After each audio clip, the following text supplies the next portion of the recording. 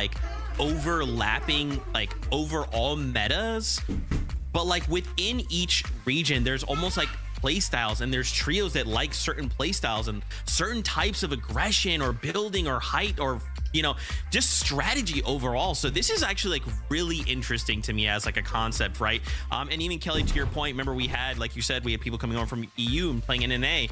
That's it just, I feel like that raises the ceiling, right? Like it's always keeping whatever region this is happening to on their toes, right? Because you can't just say, well, there's some trio, here they come, we're just gonna mess them up.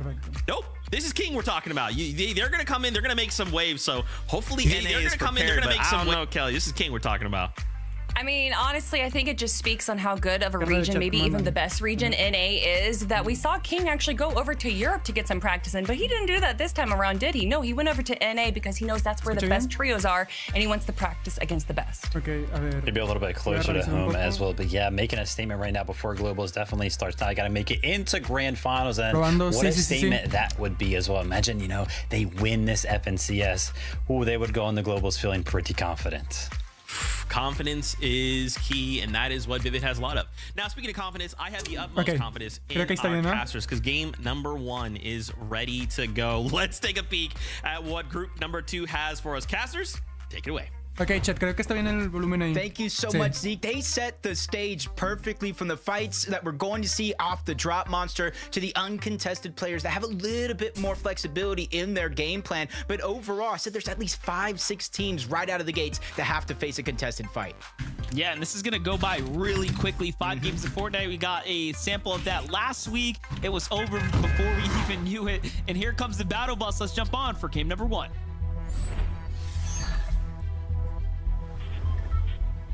All right, Jacob, group 2 is here. Game 1's kicking off, and we are off to the races for North America. This is by far the group that I was definitely looking forward to, obviously because of the big NA superstars, but you also have FaZe, King, and PH showing up, looking to put up some numbers here and get some practice for Globals.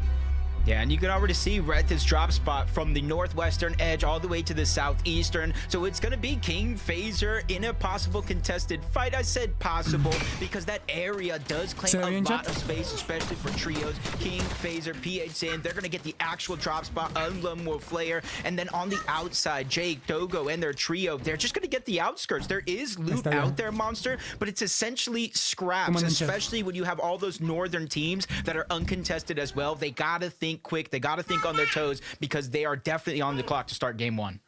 Yeah, what would be the biggest surprise would be if they can pull a victory through on NA to kind of kick off the catalyst for their presence on the region. So definitely looking forward to how this game's going to continue to take shape this weekend.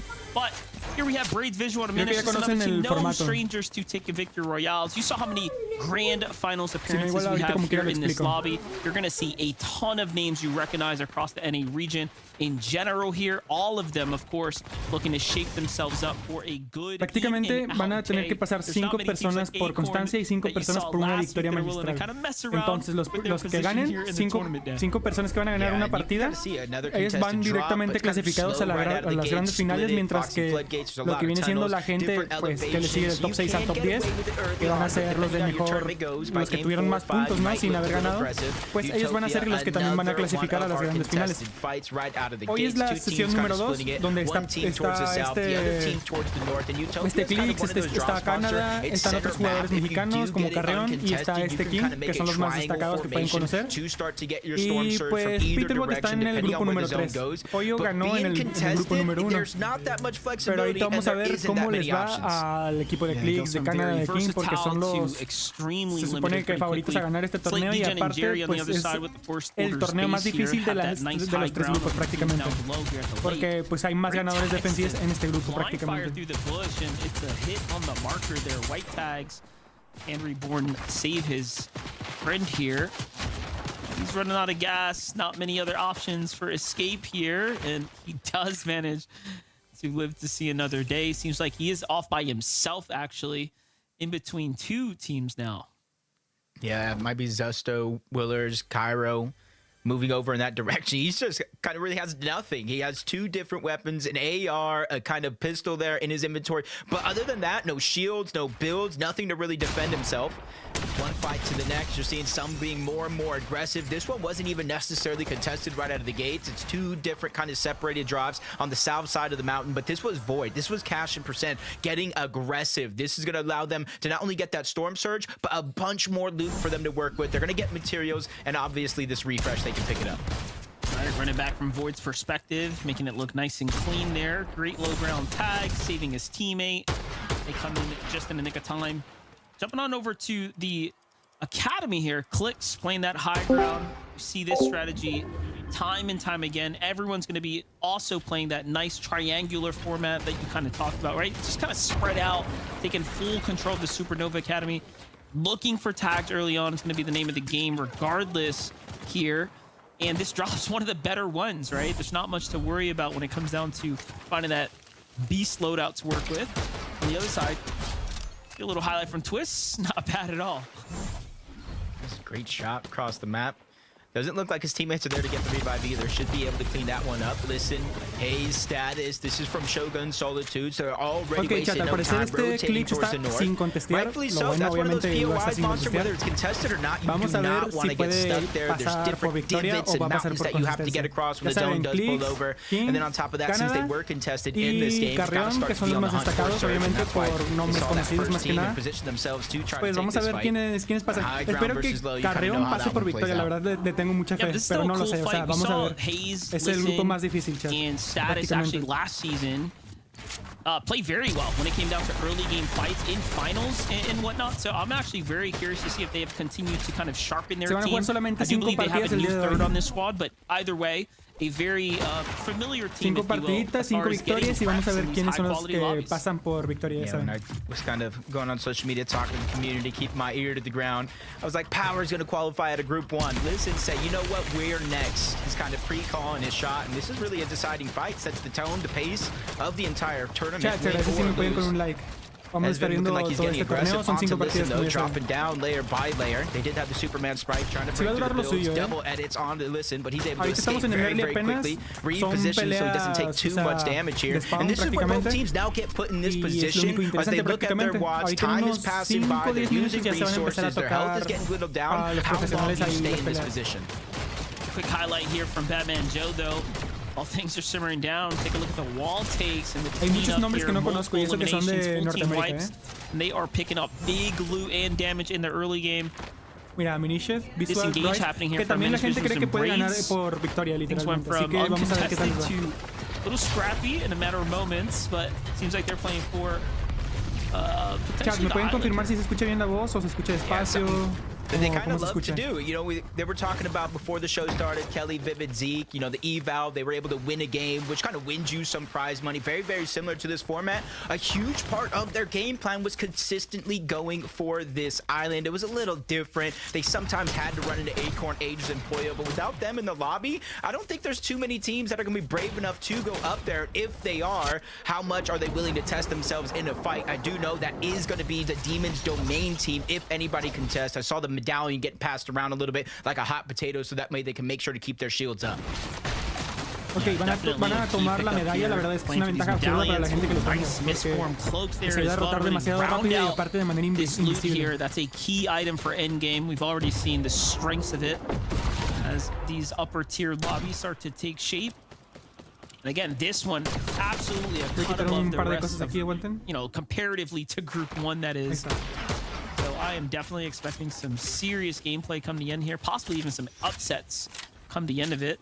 Bolts Rapid and Khanada gonna have to be that team that fights against the upset, right? We already know Khanada's got a lot riding on the line here for this grand finals finales. And we're kind of breaking down some of the teams, you know, his perfect season, some of the most experienced, 48 finals appearances. But you saw that quick step, 5 VRs and lobbies. And that just makes them some of the most experienced teams. And we kind of talk about when teams are forming, you know, that hot streak, the honeymoon phase. Right now, they are on their hot streak at the perfect moment, group stages into finals next week. But on the other side, Jerry, Degen, they're getting dropped down low, and they're in a 3v2, and it gets even worse as Creon gets down. It does get traded out. Jerry needs to be able to get this elimination, and he does it. He gets cut short. The full trio gets knocked and sent back to the lobby, but Tony, Noisy, and Creon, they're able to win that fight. That's their 4th overall elimination of the game. And you got to imagine when it comes to Surge, they've got to be preparing very well for that. Yeah, and this is another team that is extremely familiar with the high-tier lobbies. So that's no pushover squad that you're going to find there at the edge of the map, too. You would think that they'd already be in some better key positioning come center, but no, they have big things to worry about if you're playing on the outskirts. Meanwhile, NoW plays Chaos, Clix. We saw a lot of them, you know, throughout the years now, continuing to stick with one another as a trio as well. Like to kind of see this team kind of take shape, take form here. Right now, Kappa Kappa Factory. So many names off in the distance to choose from here. Yeah, luckily for them, though, they haven't had to rotate too far. Uncontested outposts.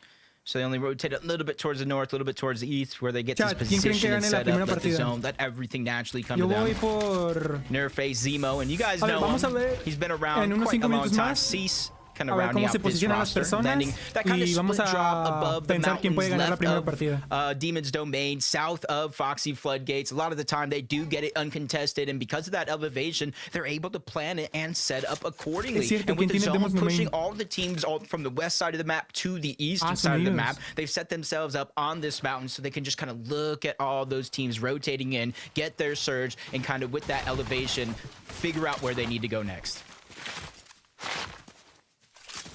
See what's gonna happen here. Es que chat, literalmente el early es súper aburrido prácticamente. Find those tags, but that team's long gone, moving pretty Están quickly. tagueando Bryce, sus personas, Skittles, and Bryce. Dash though in a fight. This is a team that can absolutely take a win today. Clearly one of the more qualified trios. Voy a estar casteando todos los torneos prácticamente de las FNCS. Así que para que estén pendientes en los streams, porque prácticamente quiero verlos, pero pues no solo, sino que en stream prácticamente. Para la gente que se quiera pasar por acá, voy a estar aquí en vivo. Más que nada, las grandes finales las quiero transmitir también. Look at all the commitment of resources here. This is quite the visual taking place here for just two trios. Try to see whatever's left by. Yo tiro I que can only Khanada va a ganar la primera partida. Previously No saw Chaos and Noah kind of sitting in that box going for Surge. Maybe they saw Clixy by himself, thought it was a solo, and that's an opportunity to pounce, take advantage. Zone continuously forcing people over towards the eastern side from the west, and they're just kind of using this as an opportunity because remember, they were contested at Foxy. They probably don't necessarily have all the loot, resources, and loadout that they want, so they move on over to Outpost to try to get whatever scraps are going to be left by. But back on over to Utopia, the same two teams positioned here. They're not able to spread out as much as you would if you were solo, but you got to imagine when it comes to the Surge, they got to be preparing pretty nicely. Todo el rato hasta llegar al endgame. La gente que no pudo tradear se muere. Los que sí, ni modo, ya tienen con qué alcanzar a jugar a mediados de a final de la partida y listo. Chale, en lo que se convirtió este juego. Seems like things are going relatively well for them.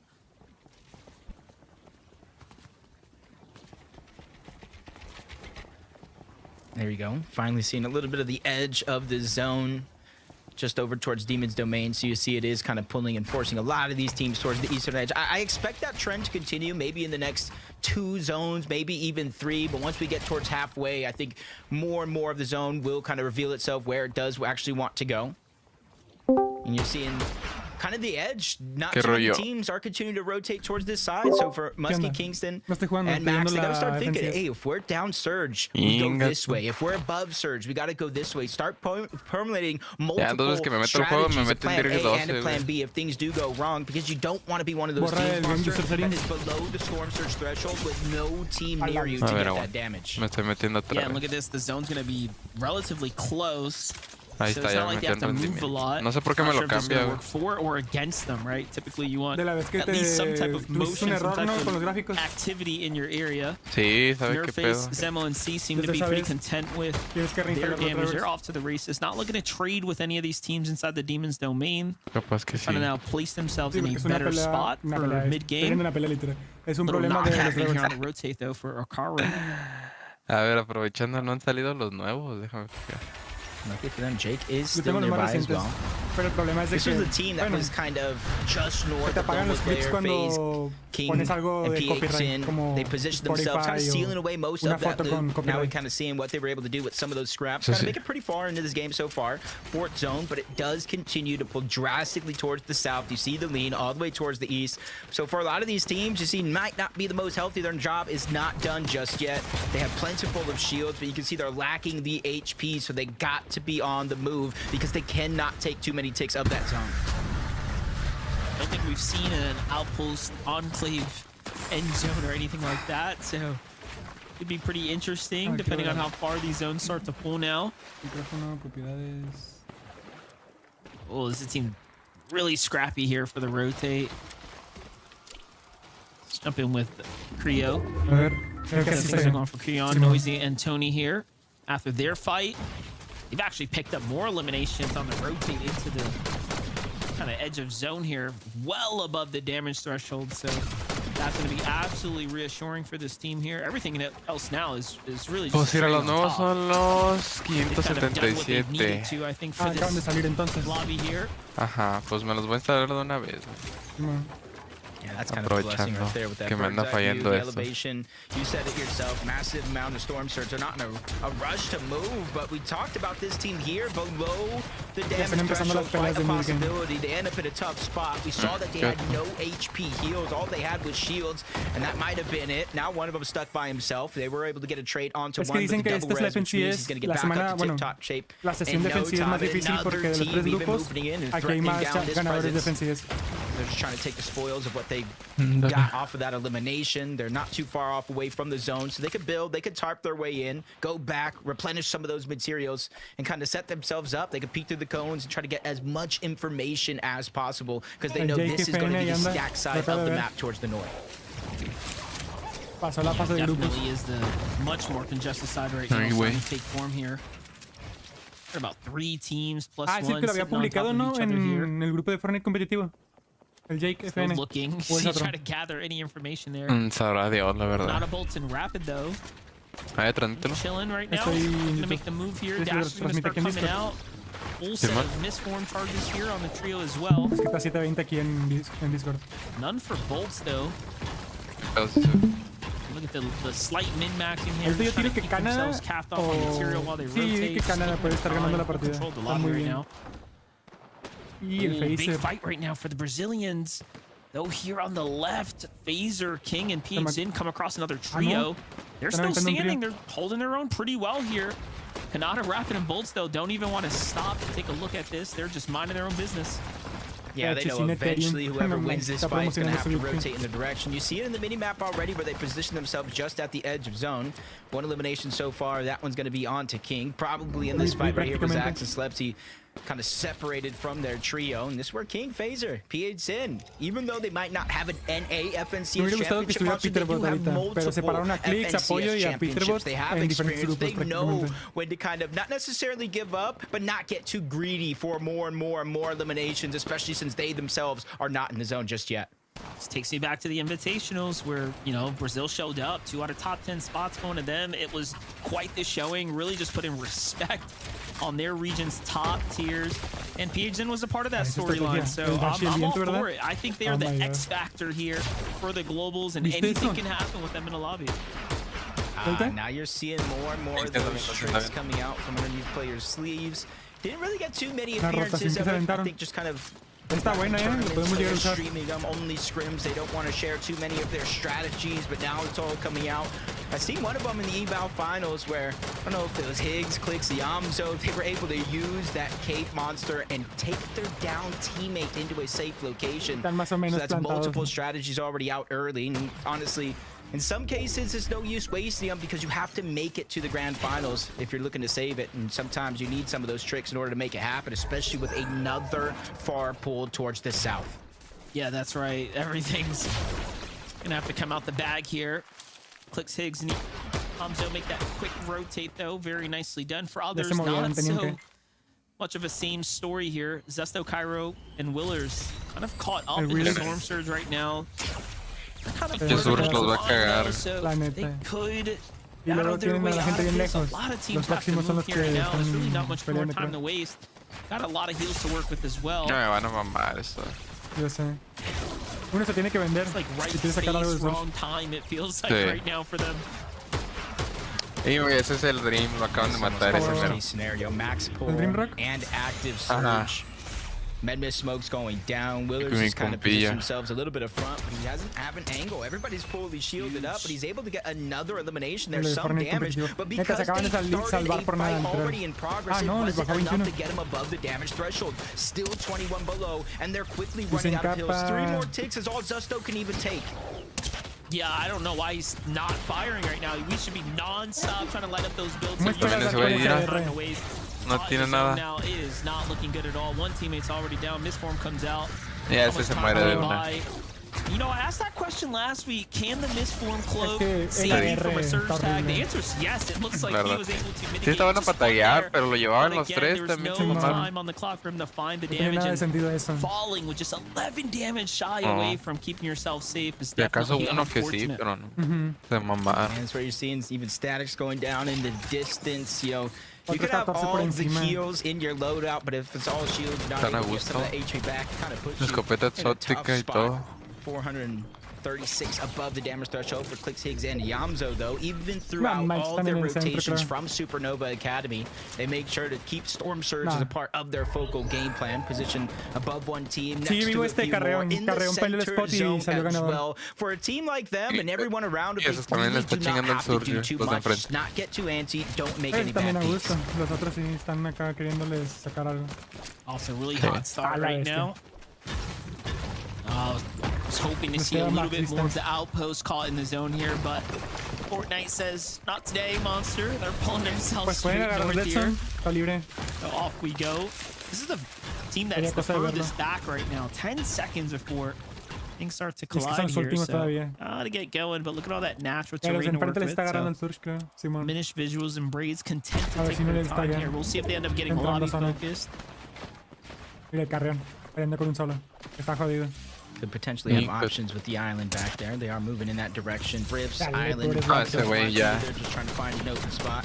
Cash, Void, Storm Surge is active. Void goes A down. todos les está before the back cagando el Surge Surge. takes him Es que es down la. altogether. Pues So te digo, la at least it sesión gives más him an stacked. opportunity, but I might have spoke too soon. Sí, He ves, gets a todos cleaned se up, los está llevando and eso. Cash goes down as well. Charis, Davies, and Solo quedan los que QK. pelearon o The winners, I tallaron believe, de. of Ya saben, las Demon's torres del Surge. Domain able to get that elimination, and this is why you're seeing them pretty strong. They're able to pass that medallion around and keep themselves up when it comes to at least 50 shield. No, Still a last far box, rotation in, getting tagged on the Yes. way there. No misform in their inventory, so they're forced to use a lot of these dash sprites to make their way around the map. Yeah, you watch the handoff of the tokens there again. Just look at that HP jump up.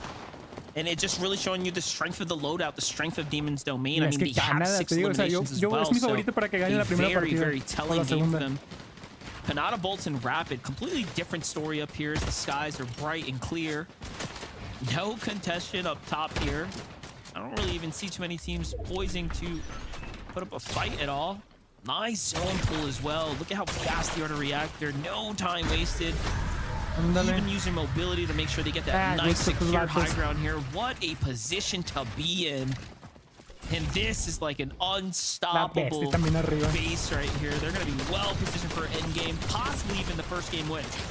Y Yeah, el I'm Tony. interested to see Rapid with that Ya los va- ya van a exotic bailar. pistol. He's going to shockwave anybody Sí. who's trying to test them for hype. But below No the más queda el damage Carreón. threshold, Dash, Skittles, Bryce, quick to react. They get 18 Voy a revivir al Macy, maybe. above. Now they're fighting 5 below. The Mames, teeter por totter 5 roller era se coaster los of emotion Ahí that está. Dallas peek Con off él. through as he No, continues to con la land lucha. shots. This Magma A in la the distance, bestia. scare peaks as No, well. puede ser el trío Everybody entero, here pueden suffering aguantar, from the pero- lack of no, no, damage no. as Skittles without Ah, ya. build, 3 HP, No tiene más, ni 143 cura. above the damage threshold. though, Si no but se mata what uno did ahí, it uy. cost? Ya, It exacto. cost him everything, Está- but by México. himself, Monster, he's Está able to avanzada make la the zona. play, get the eliminations. You see the 6 different med kits in his inventory. The only thing he lacks right now Ah, is ya, ya, mobility. ya. Ah, sí, ya.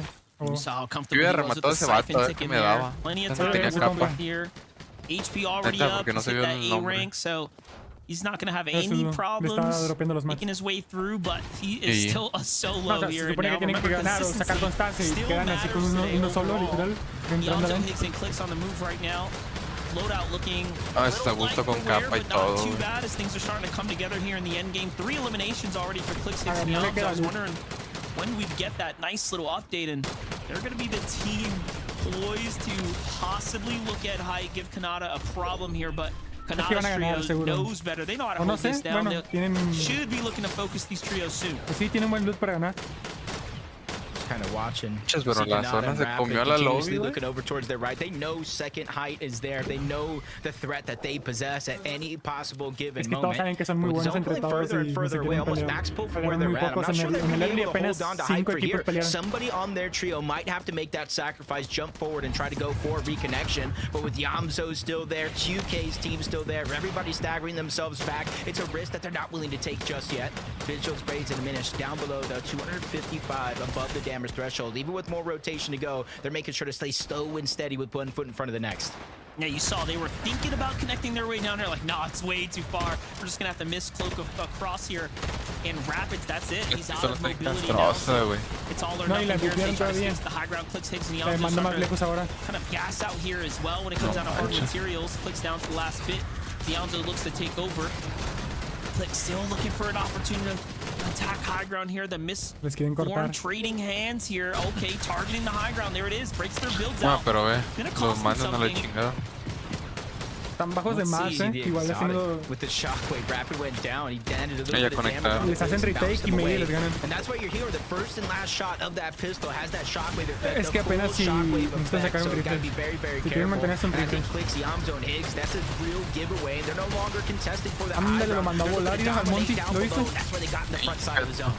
Que lo cogieron. Excellent job finding Monty there from the high ground. That's the full finish.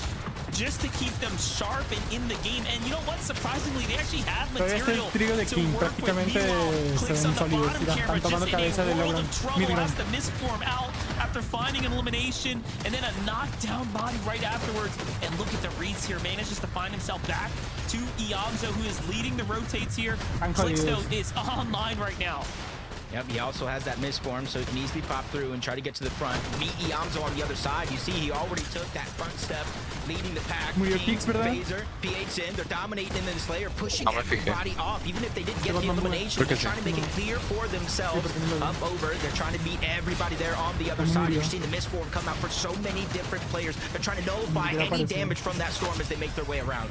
This is exciting. We get to see King in action here on NA, where there is no disadvantage and they seem to be fully locked in. A lot of material to work with as well as they're playing the mid ground. Here comes Yamzo and Clix kind of jumping up, and you know, surprisingly that layer is so contested. Everyone looking to really fight for this win here, this victory royale to kind of end the day early. Medmist going to come out here. That's going to be a bad play for PH and King there as they play the zone now.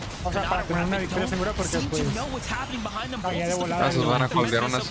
he's got visuals. He sees what's going on. They have their attention on high here. Es el pedo que uno no tiene capa. Maybe hacen retake. Backside of the zone. They all have to go one by one by one, but it's a distraction. Yamzo makes his way up a little bit of those layers. Clix meets him there as well. Everybody converging. They don't want to be on that ultimate low ground. It's so chaotic. It's so dangerous down below. Clix, Yamzo, they found a solo by themselves. He's into the save, but he's into the backside of the zone. That one gets stolen away. Bolt gets that elimination. There's still somebody left alive. Madly Clive, but it's only for so long. The Brazil Kings are able to dominate yet another player. Ese de la pistola, ¿cómo está Gastric? Clix also find elimination. He goes up now, and he actually builds. He reconnects the high ground. And a huge tag there, but Clix is on himself. It's 1 against 3 here. Nos anda follando los tres. No one's got shield here on Khanada's trio. They actually are forced to go down. Other teams start to look in. What can Clix do? He has one more Medmist here. Bolt is the only healthy player. Scratch that though. Es última capa. Straight into no manches, güey, se les mete a los tres. As they were ready, Khanada cleans one up on the low ground now as well. It's up to Braids here to clutch one out as Aminish is playing the zone here, trying to get the heal off. This might be a 1v2 situation, or both of them still alive. Aminish using that misform to try to negate some of the damage hiding. Well, Braids goes in for the destruction, but Khanada has a misform of his own, trying to create some separation. He has the heals, but he doesn't have a shot to use them. Visuals, Braids, and Aminish continue their hot streak from Major 2 to advance to the Major 3 Grand Finals. We knew they could do it, but to do it like that, when there were so many notable trios in the game, this is why they are here to demand their respect and go straight to finals while they're at it. What an exciting game number 1. I mean, that was worthy of a finale finish, but we're just getting started here.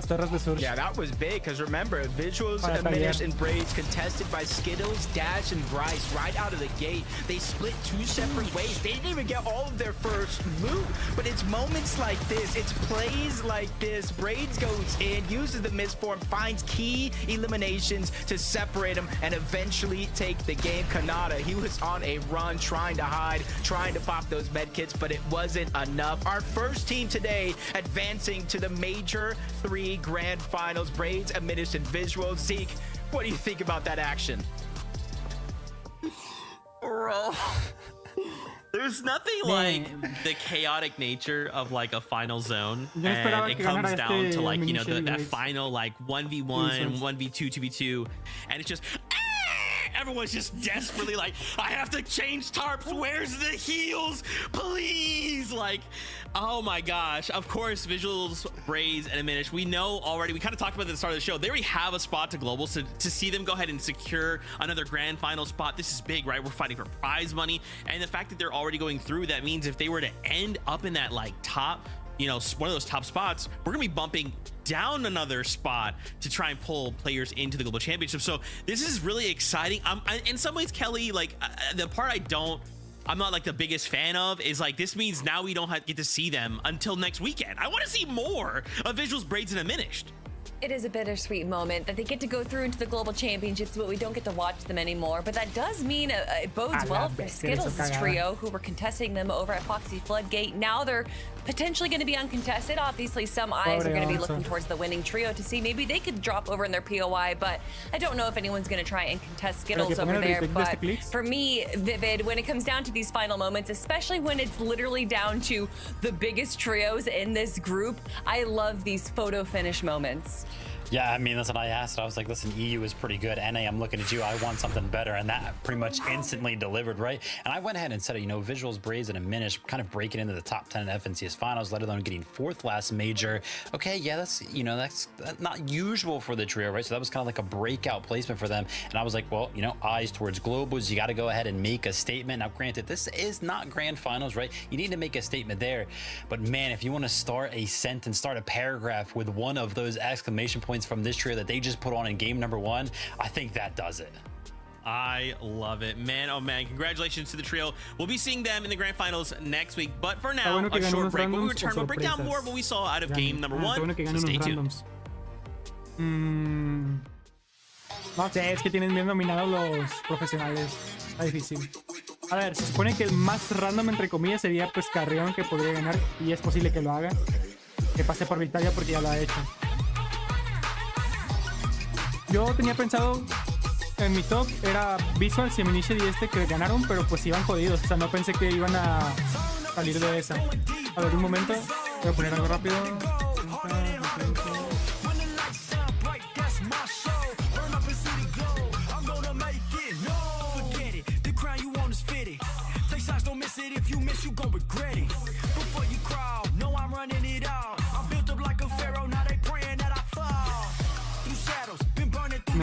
Un momento. Encima.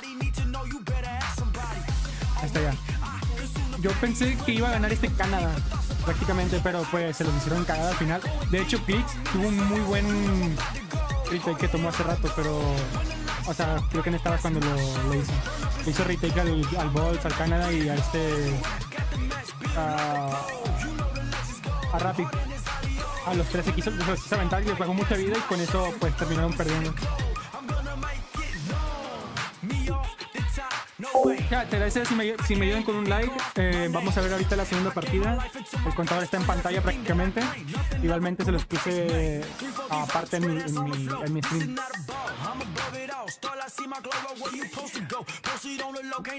Yo estoy con que ahora va a ganar este Clix. O sea, Clix, Khanada, uno de esos dos tiene que ganar y ya los demás se van a repartir las otras 2 victorias.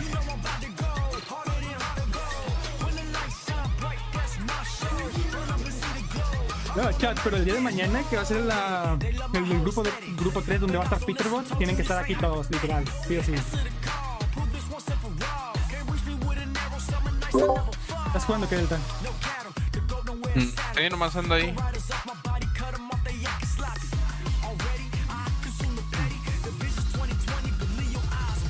Ah, es que yo dije, no, pues voy a aprender stream para ver la del grupo 2. Una miniatura en corto y luego ya.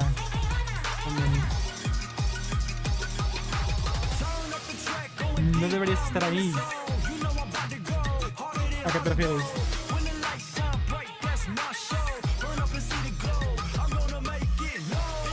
Explícate, bro.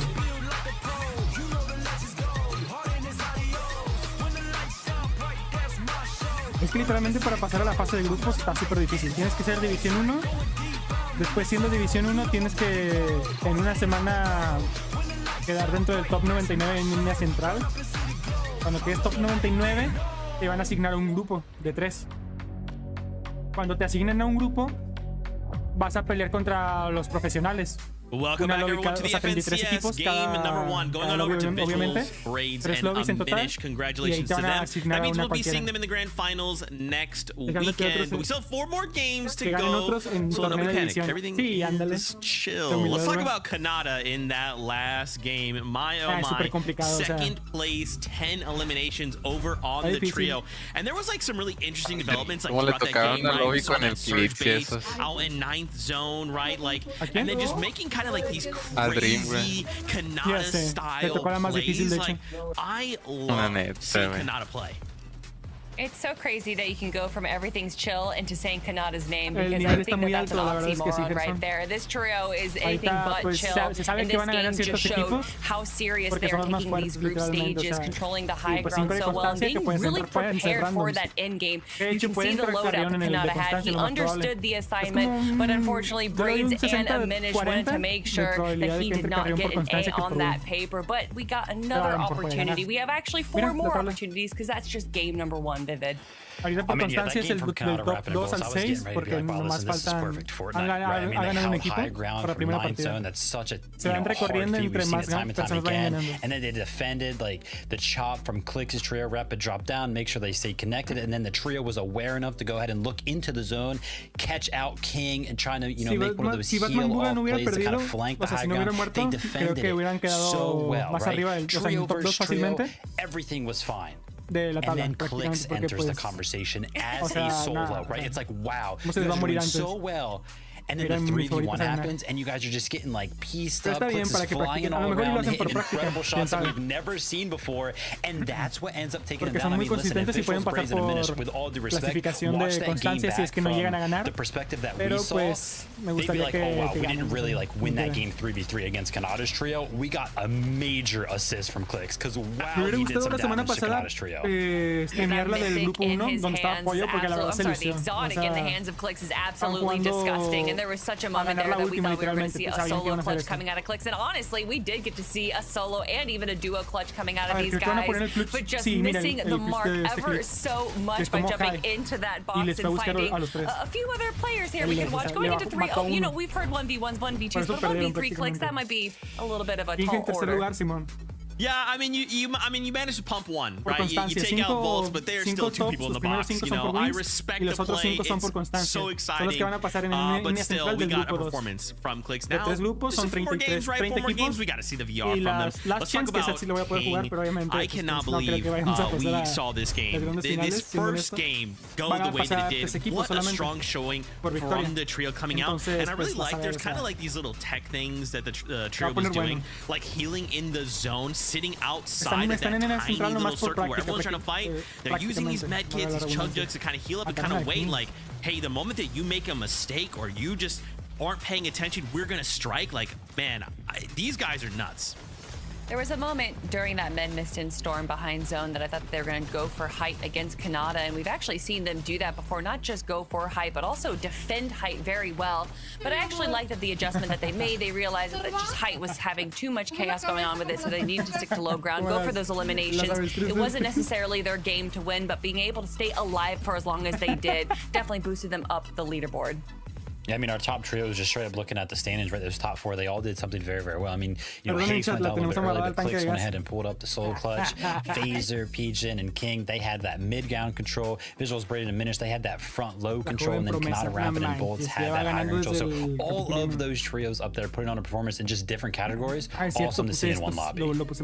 Well, Viv, why don't we do it again? Why don't we go ahead? Because game number 2 is ready, so casters, let's go again.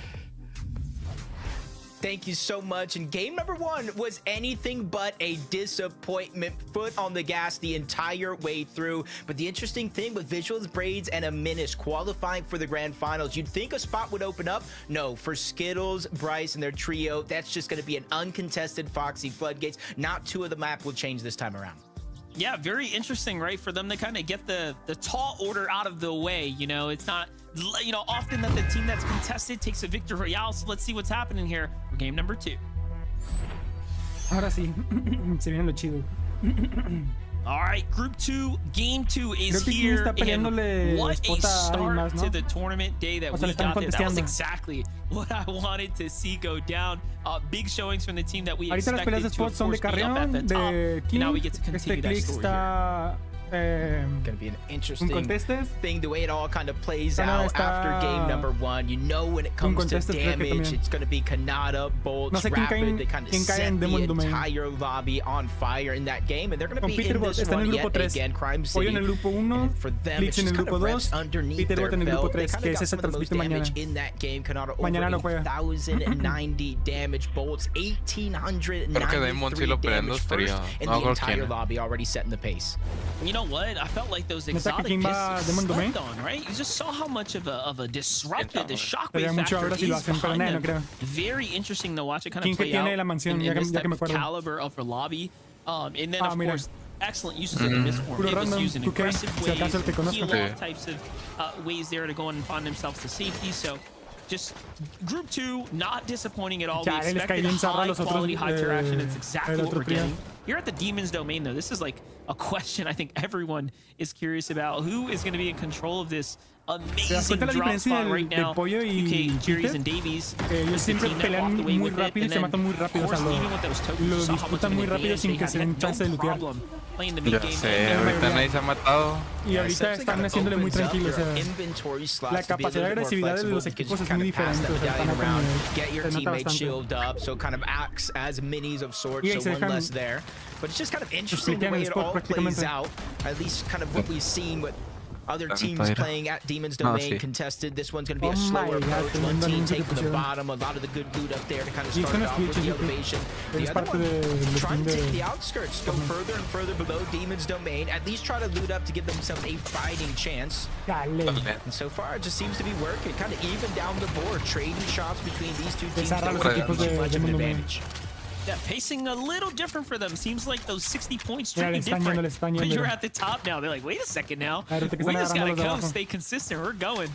So I think we're gonna see them not really look to press the issue. Here we have the vibes now. Routes and twists playing a little bit of high ground here, rotating right into the direct line of fire of the trio here. They have the disadvantage being down below. Let's see if they end up getting spotted out first. Es que tienen miedo de venderla. Es asegurarla, la neta. On the side of the map, I mean, it's kind of like a learning lesson from one game to the next. We saw kind of them getting elimination far on the south of the map. La rata que le aplicaron a ese güey, ¿viste? Camping on the chest and really hook, line, and sinker. The other team taking the bait to perfection there in that moment. As Chaos, Noah plays. Clixy, they got that uncontested outpost. We saw them kind of positioned very, very well in that first game. Unfortunately enough, though, they got separated from each other. Another team pounced off, forced to use a lot of their resources and materials simply to stay alive. Yeah, not the worst start, though. 21 points still being earned there. Is nothing to be upset about by any means. Ahí está, ya pelearon el spot. Tenían que... Ay, ganó el equipo que cayó tarde. Dale, qué vergüenza. So they take down the team with the 60 es que le dieron una oportunidad de caer, de estar ahí. O sea, les dio tipar y todavía. Se nota que... Sí, ese güey se lo van a apoyar, El aura de Paul y Peter es de que nadie les conteste. O sea, bueno, nadie les diga de Tirpari. O sea, ellos literal, o sea, y aquí sí. Sí, era obvio, se tienen que hacer esas jugadas. Son randoms para ellos entre sí. Gonna cut this team off. Clean the movement. Not bad. All right. Sophie's team might be escaping here. Yeah, the mind game's just a little bit. Just when you think it's clear for the most part, you win the fight, you win the drop, all 3 eliminations, that other team kind of moves in. That just goes to show the longer and longer you fight it out, the riskier it does get. You kind of see the beacon, the medallion of sorts, letting him know that you haven't taken it just yet. Clix, Yamso, and Higgs find themselves in what looks like a 3v1 situation. They already have one elimination so far. Dozer trying to stay alive, but he just gets taken down as well. I don't see their teammate in the mini-map, so you got to go ahead and think he separated himself so far away from this fight to give him the best chances to get the reboot back on up. ¿Será que van por él? Yeah, it's just a no-brainer for Clix, Higgs, and Yamso. You have an advantage like that. Not going to let up on it. Le van a gripear la tarjeta. They reap a lot of rewards here. Misform. No, ahí se ocupan Surge. Yeah, things are looking pretty good for them, man. Plenty of damage here as well, right? Es que aunque lo revivan ya la tienen perdida. Simplemente eso. It's kind of how it all started out. They just got the elevation. They en lugar de immediately hielo. went back to the boss. Fade's the one that gets caught off guard. And nobody else was up there with them. Just kind of systematically separated them one from the next until they were able to get the full elimination. Back on over towards Utopia. Sun's trying to hide down below along with Alex Cole. Monty and Scuffy's are there as well. They saw some shots into the distance, so now he's aware not all of them are in the central location, so you got to be very, very careful. Mucho pancho para pelear un spot tan grande como these one situations, so you can get sidelined like Hayes. Seems to be spraying and causing a little bit of distraction, maybe trying to get his team to alleviate some of that pressure. Very nice side angle here by Alex. Es que están todos asustados. Fortunately, didn't quite make that edit in time. The one fail kind of loses his opportunity to really kick this thing off. Case got the other angle here, though. Good defense so far by Scuffy's on the other side of the wall. There's a kind of opening tag now. Hay muchos equipos nuevos que han pasado. You know, last time things were pretty peaceful between these two trios. They kind of para nosotros son random porque no son profesionales que estamos viendo en esta. Definitely a different story. This city's Aunque only ellos sí son más profesionales en este grupo que en otros grupos. En promedio de profesionales es mayor que nosotros. Got to do something big here. Yeah, they got to figure out a way to kind of separate the team. He's doing a good job getting some damage, not only on Cole, but Monty as well. Two of them just basically get their shields disappear right before our very eyes. Even Scuffy's taking some damage. Because they're doing a good job of backing them out, but this is where they really got to start to capitalize on this position. Either disengage, go for the redo, get your teammate back, or just try to push in and get the eliminations. You're not going to get too many opportunities where you have them this week. And they're just going tit for tat right now.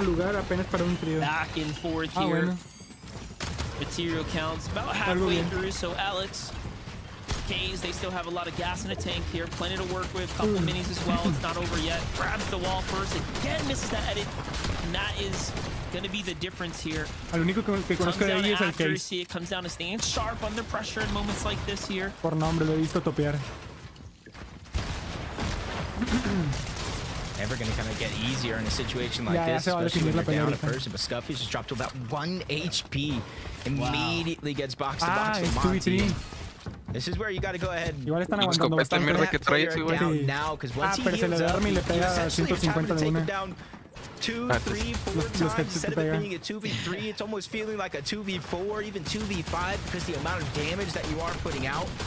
And Scuffy's taking all this time to heal. Monty's is making sure to put down the pressure and make sure they know that, hey, we're still here. Nothing is ever going to come easy. And you see the flip side, the amount of materials being expended, the amount of resources that they're down to. They're essentially on the clock. And in the distance, there's a team. They might be busy with the Spire now, but that's a potential risk. Yeah, that's right. Once they're done with that Spire, they're going to be turning straight focus over here, especially the longer they hear these tags go on. They're going to know these teams have exhausted so much, kind of put so much into this. Monty finally has a chance now. Kays falls there.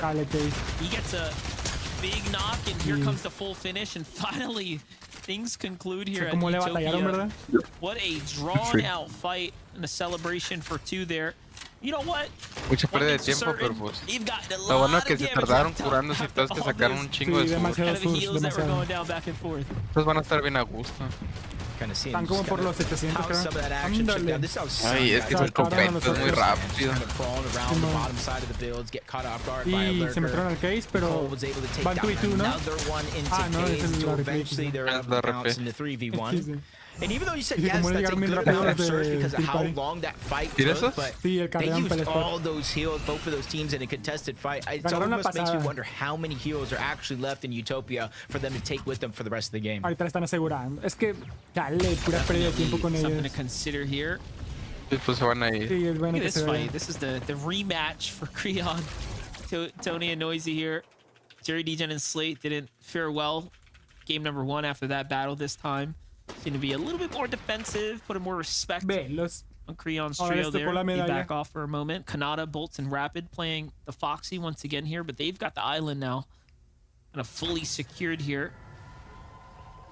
Name of the game, fish for tags, but nothing revealing itself to the sharp eye of Khanada from up top just yet. Tienen más chance de ganar con la medalla. Perfect. Kind of have it in Bolts' hand as well. Faster, farther, essentially stronger. And Kelly kind of hinted at this is a more focused Bolts than we have seen in the past. So can imagine whether they get a win today or kind of qualify through consistency. That perfect streak for Khanada should still be intact. Down below in the bunker, trying to get as much of that loot as possible. They have the option in terms of rotating here because they did probably see those audio visuals of that team nearby, and now the shots being traded and connected. There's a rift inside of that bunker underneath. They can go ahead and try to use it, but you know as well as I do, flying through the sky like that, you know how much of a risk it is.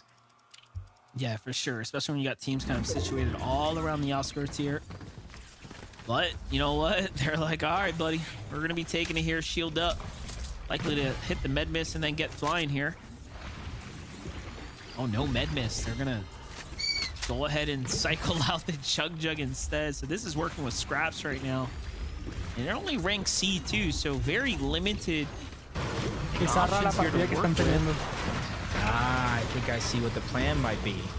If they don't take the rift now, they're probably okay. So they are going to take. I would say they're going to wait for the zone to close, get some of that XP. Hopefully, the superhero rank brings them to B rank, and then they can kind of access that chest. But might be too far gone. They don't have the heals just in case they're just a little bit short overall on that XP marker. So they're just going to finally go ahead and use that rift, make their way on in, and kind of hope for the best from here on out. It's such an interesting mechanic to kind of balance right when you're in the game, and you see the benefits of being up in the higher ranks. Obviously having access to those chests there make a huge difference for total heals. You know, you're way more likely to find your med miss, misforms, and everything else that's going to really move the needle for you in game. But in C rank definitely leaves you way behind. So let's jump in with Shadow. What do you think about the addition of Shadow to the Muzz trio here? Very cool to watch this play out. No, I do. I like it as well. And, you know, when they first formed, they were on a hot streak, winning some of those eval games, kind of lining their pocket with money, getting as much practice in as possible. Just now, this is where it counts, and you got to start to kind of execute. Game number 1 had some technical difficulties, but already here in game number 2, you can kind of see they got damage, early eliminations. The only thing that might be going wrong for them is another far pull over towards the east, a little bit towards the south. So they're going to take some damage. They're going to take some time getting there. And if it continues to pull, then it just kind of get worse for them. So interesting to see how they handle it. Phaser, PHN, and King were also in the zone last game due to how this kind of southeastern zone kind of played out for them, and they seem to be finding themselves in somewhat of a similar position here, mirroring positioning from the last round of Fortnite. But they're focusing on the team inside to their side. They don't even realize there was all types of opportunity coming in hot from the zone behind. Wait a second, no one left behind here. I like that. Just a little med kit. Never know if you'll need it. I personally don't want to see them leave it behind, even if they're using it for 10 HP. But they're kind of seeing, you peek it through the comb, this vital information of every other team rotating, not only necessarily behind them. You see the 2 teams in those search bases on top of that mountain. They're going to have to get past them as well. And if they have the DMR in their inventory, it's kind of very, very risky to go through rotation like that over towards Shining Span, the bridge being a very, very fruitful kind of location and focal point for Seek, Donnie, and Joji. And we've seen in some of these games this year alone in Major 1 and Major 2 through the group stages how much of a difference maker being able to be on top of this bridge towards the end game makes. So many teams have won from the Shining Span position when the zone ends here. You secure it early. And we've seen the zone come here a lot, actually, so it might even be statistically possible that the zone just likes pulling over here. So this is a great spot to be in. It just kind of gets situated on early. Playing the edge of the zone right now. Still have a little time to work with and move here, but this open field, not too great to have to rotate through. You have teams kind of set up all around you. Yeah, they recognize it too. They want to go around the mountain here, and very interesting decision there to start targeting Clix. So now they're caught between two enemy territories. Both sides very much aware this team in the middle is ready to fight. Judging by the material, I can almost see that maybe the rotation up until this point hasn't necessarily been the most forgiving either. You see some shots continue to flurry in their direction.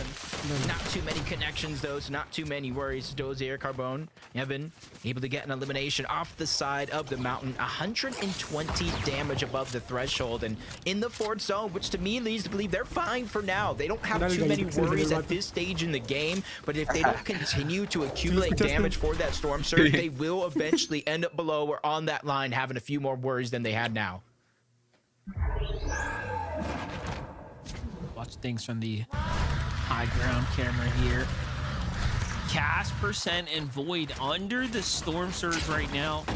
120 below, forced into a fight here. They want to buy time here. The best thing you can do here is back off. Don't actually entertain the fight for too long. Let them come to you, get your damage, and let the storm surge do the rest. Clearly, this team's got some serious problems to worry about. Good job by Kira there to buy himself some window. El spot de ese de Van a morir, nomás les van a holdear, saben que le está pegando el surge. Damage every 5-7 seconds or so. Let it do most of the work. And then you just peek one shot. Doesn't even matter the weapon at that point, but they're still falling further and further. Make a play. He's on the clock. No extra heals. Big elimination yet again. Percent does go down. Two of the three members are already out.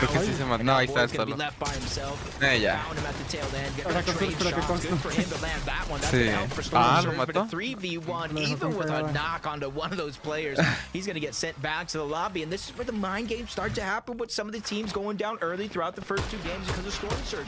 When do you start to get too aggressive? When do you start to slow it down a little bit? And that's something they got to figure out fast with only 3 games left. Yeah, this team had the same problem here. Snakes, Mystic, and Bluff going back and forth with this trio. Mystic's crew there. Seems like it didn't go too far though. So both sides kind of come out of kind of wells in a way.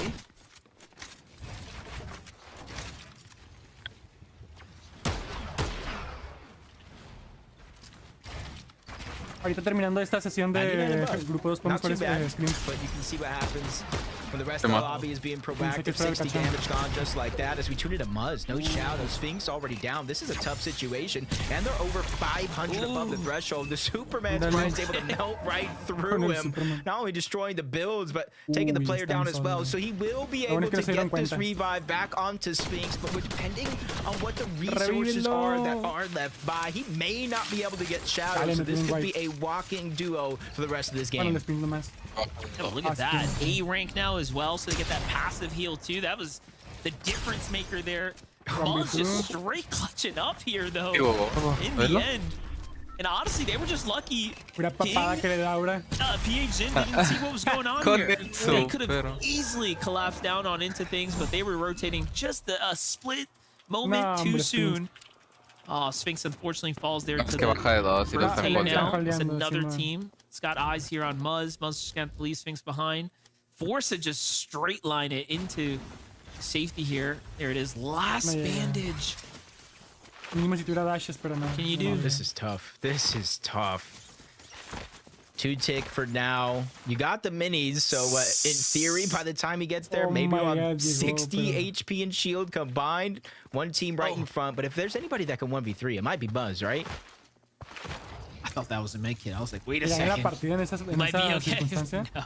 Oh, the fire pit's there, but he can't stop and use that one either. Yeah, this is a nightmare. This is a nightmare for Muzz. Let's just stay here. I'm cool with it. Let's see what Muzz is gonna do. Maybe not. Ya lo vieron. Someone sees him. Nerface Zemo sees. All right, if there's anyone who's gonna take it down, I'm okay with Cease getting the elimination here. Beat him up. Ya se murió, la neta. ¿Para qué le hace la mamá? Tough. That's actually really tough right there. Muzz just kind of caught in a tough situation. You know, when all that battle. Es que se le murió el... Si no se hubiera muerto rápido, o sea, hubiera tenido todo lo guay. Hubieran armado los dos. Pero creo que lo mataron de lejos. And no mobility. Literally the worst case scenario from us after being alive in that situation. Either one or the two would have been great for him to survive, but now we're in the top 21 with how much action we've seen so far, Monster. Can you believe there's no placement points just yet? And there's still 4 teams that need to go down for them to start to set in. That's right, we're just hitting this end game right now. Degen, Slate, and Jerry, 11 damage above the threshold here, have to find something, and they're gonna find shield onto Higgs here. More shots coming from the side, and then they snipe elimination there on the rotate here. That's gonna be a much welcome, let's just call it material drop for the team there. Higgs and team. Oh, look how many misforms they've actually gone through. They've committed so much just to get this far. Honestly, that stat is in the top 10 and 80% of the games, which is crazy because I think Yamzo and Clix at one point went through Mason. I think they had Virgo on their roster. As soon as Clix was free, they said, yo, come on over to us. We'll take you as you are. And since then, it's been upward progression through and through. And not only for them as a trio, Monster, but what's most impressive, as individuals, I feel like they are playing the best I've ever seen a trio or them play at all. Yep, Clix has said it himself. This is the best he's ever been for himself, but also just team-wise. No creo que pase de la siguiente zona el carreo en vivo. Pero si ya zona no cierra y lo how matan. far Higgs has come, right? Obviously just getting sharper and sharper right now. Clearly all of these trios, or all the players in that trio, at their prime right now, and it's showing week in and week out, and they're putting in the work. Acer King and Peach, didn't know.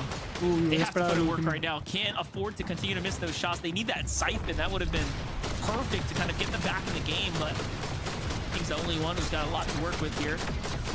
They don't even realize this guy's got no shield. That Surge is online. I think the player up top is getting tagged by it, but they need to get that damage. There it is. That's A rank unlocked for Phaser's trio.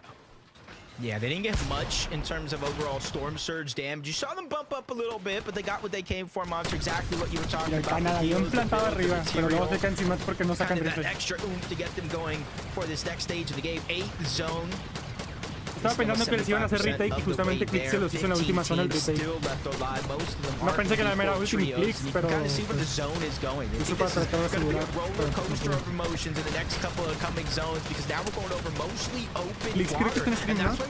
Teams like Skittles, Dash, Bryce, you're able to kind of sit, wait for all these teams to pass you in this rotation, fire down, get that Storm Surge, and as soon as you get the green light to go, they built over that water, you just steal the position as well. Keep in mind, the team that wins here is done for their games this weekend out of this group. If you win, you go straight to finals. That is what's on the line right now. Ultra Rapid Khanada once again looking to play for this high ground position here. This zone also pulling towards the Shining Span. This zone can be in the end game, but Khanada bolts Rapid, no strangers to the high ground this time. They're going to take their learnings from the previous game and likely be on the lookout for any mid-round, mid-layer teams here. Donnie, Seek, and Joji trying to make up for game number 1 shortcomings here. Already at 33 points now. Big placement points are to be rewarded for all the teams here. Meanwhile, Khanada finds one in the feed too, so everyone's getting active here. Good amount of damage, the resources that they're able to drop down. Because they definitely have not too many opportunities, but as long as they have that misform, you see it in bolts, they can easily fly down, negate some damage, trying to get as much of those resources as possible. But teams having to rotate in, back on over towards Shining Span, but still over open water, so this game is not going to get easier for these teams on the down low and in the front side of the zone. This is what I love about like season to season Fortnite. When there's certain items in the game, you see how the meta starts to take shape. We're like watching a true ultimate height from Khanada. This is 2 games in a row now. They want to play extreme high ground and try to stay away. This time they're taking it a step even further. Phaser, King, and Peach, even though using those dashes to get to the front side, he still has one to work with. Yamzo, Clix, and Higgs here as well. 6 eliminations for them. They're kind of on the ultimate low ground as well. Clix, though, opens a box against 3. Has to be careful there. That's going to kind of slow down their momentum here, but got this huge target to work with. Things are looking really good for them. Yeah, and you're seeing a bunch of different teams, not only just one, saving at least one more of those misformed uses to try to steal away high ground, try to get out of a tough situation. And I think Khanada wrapped the ball, that's why they're immediately building higher and higher, trying to fire down bolts in the backside of the zone, trying to collect as many of the resources as possible, bring it back up while they can. Just one more than this ball, to get a knock onto Dash. Bring it back on up, but you see his teammates, they were able to convert, they don't want to let bolts get that loot for free. FaZe now stuck in the backside of the zone. Him and King trying to find a spot that they find comfortable with no extra mobility outside of the dashes. This one's going to be tough. Tienen dash todavía para poder avanzar.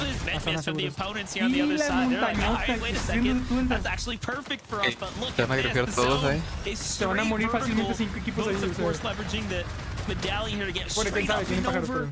No problem. Easily gets up and over this thing, but everyone else struggling. Just look at the average HP on the players on screen here. Everyone down low is absolutely lit up. Barely any healthy teams here. Actually, in fact, it's only Khanada, Bolts, and Rapid who seem to be completely capped out here. And Jacob, this is just a smooth ride this time to the end game.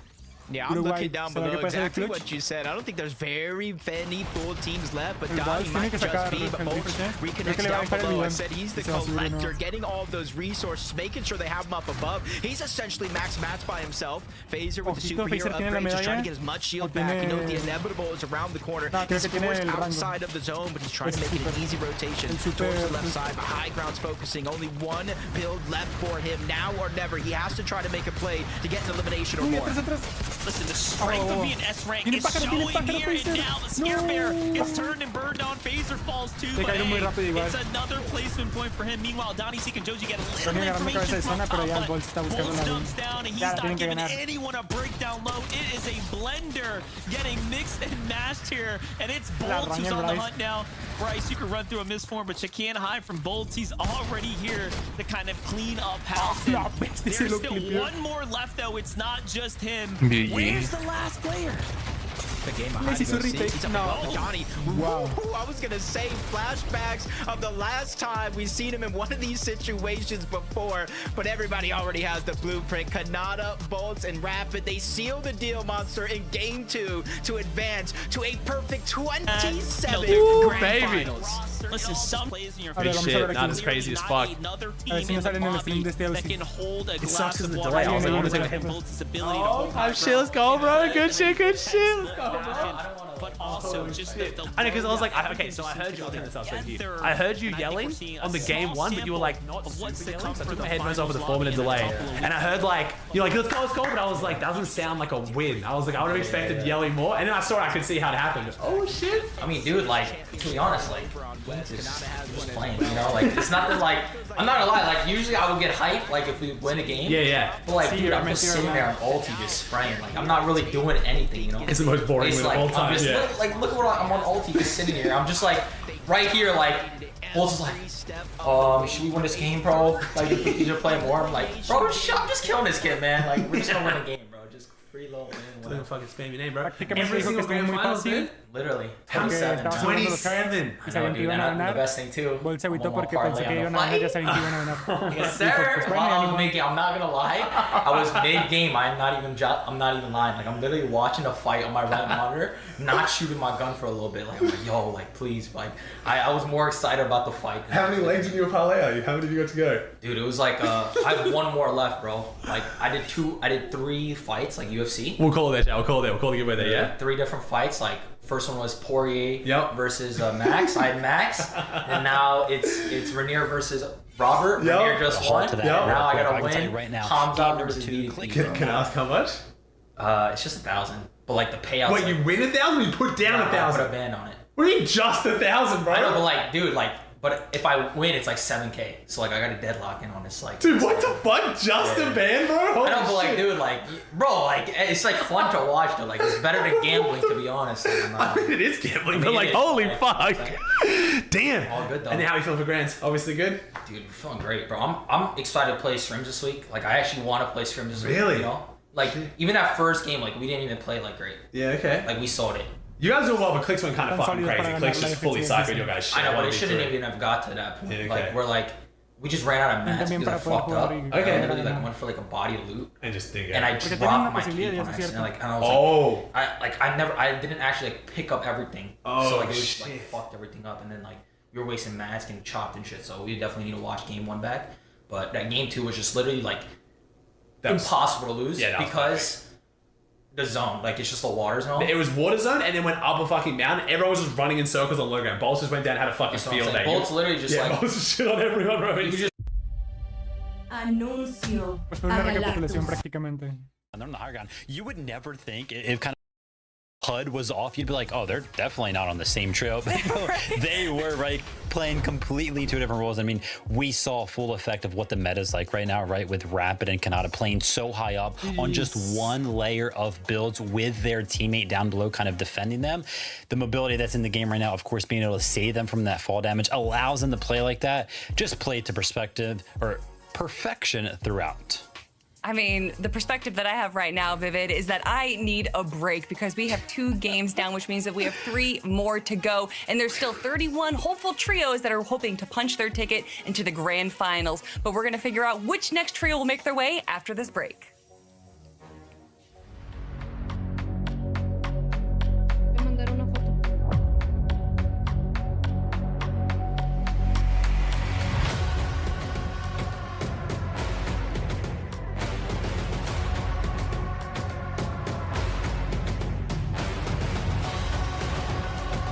Ahí está, creo que más o menos en ese tiempo va a estar la siguiente patrulla.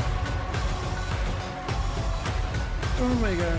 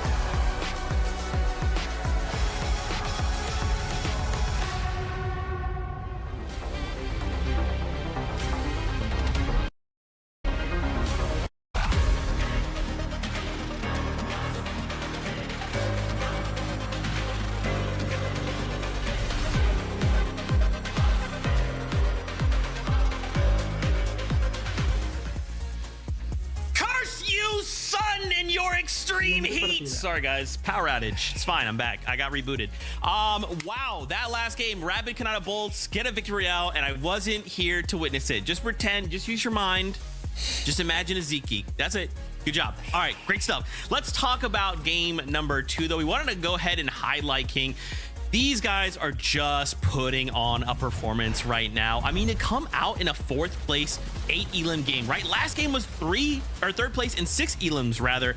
So yet again, these guys are firing on all cylinders. Like, if this is just for practice, which is something Vivid talked about the kind of the start of the show, these guys were a trio from Brazil. They came over to NAC. Now they're competing, and I mean, Kelly, they are going crazy. Yeah, I love this representation from them. Anytime a region comes out, especially a region that's not EU or NA, a lot of people like to think, oh, well, this isn't, the big region. But of course, it's King, Phaser, and PHZen. This is, I mean, they go beyond their region, honestly. I think as a team, as a trio, they are just so highly regarded, and to see them hold their own in the NA region in these group stages just makes me so excited. And Phaser had such a good solo clutch here, again staying kind of in the center of low ground. He knows that he needs eliminations and refreshes, but he knows that he can't stay at the front of zone, so instead he kind of plays this second low ground and plays in the back to make sure that he has all the opportunities he can get to get just a few more eliminations and a few more placement points, and that is why they are still sitting in the top of our leaderboard for placements. And Clix, Higgs, and Yamzo in 4th place right now. Yeah, I mean, incredible stuff from Phaser, PHN, and King. I mean, even just watching through some of those highlights right now, you clearly get a clear image of what they are actually trying to do in all of those end games, right? Just look back at all the teams kind of rotated. And Clix, Higgs, and Yamzo, kind of surprising to see them a little bit below that trio, or, maybe not so much, but things are quickly kind of shaping up right now, Zeke. I like that. I also kind of wanted to highlight Seek, Joji, and Donnie, who, if you look at the leaderboard, are basically like 5th place, but they're 3rd kind of overall, because remember those first 2 teams, they got themselves a VR, so they're already through. These guys are also performing pretty well, right?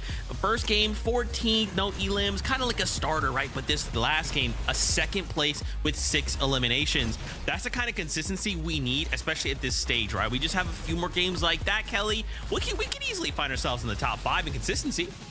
Yeah, Seek, Donnie, and Joji, all of those names individually, I've heard throughout the FNCS for years now, but to see them kind of join together in this trio is a bit different. I know that Donnie and Joji played together last season and had a pretty okay performance. I think they actually got 11th overall in the grand final, so pretty good performance overall from them. And I think that they're really just finding their footing as a trio right now, and to see them in the group stages, being able to make it into the end games, definitely bodes well for them in the future.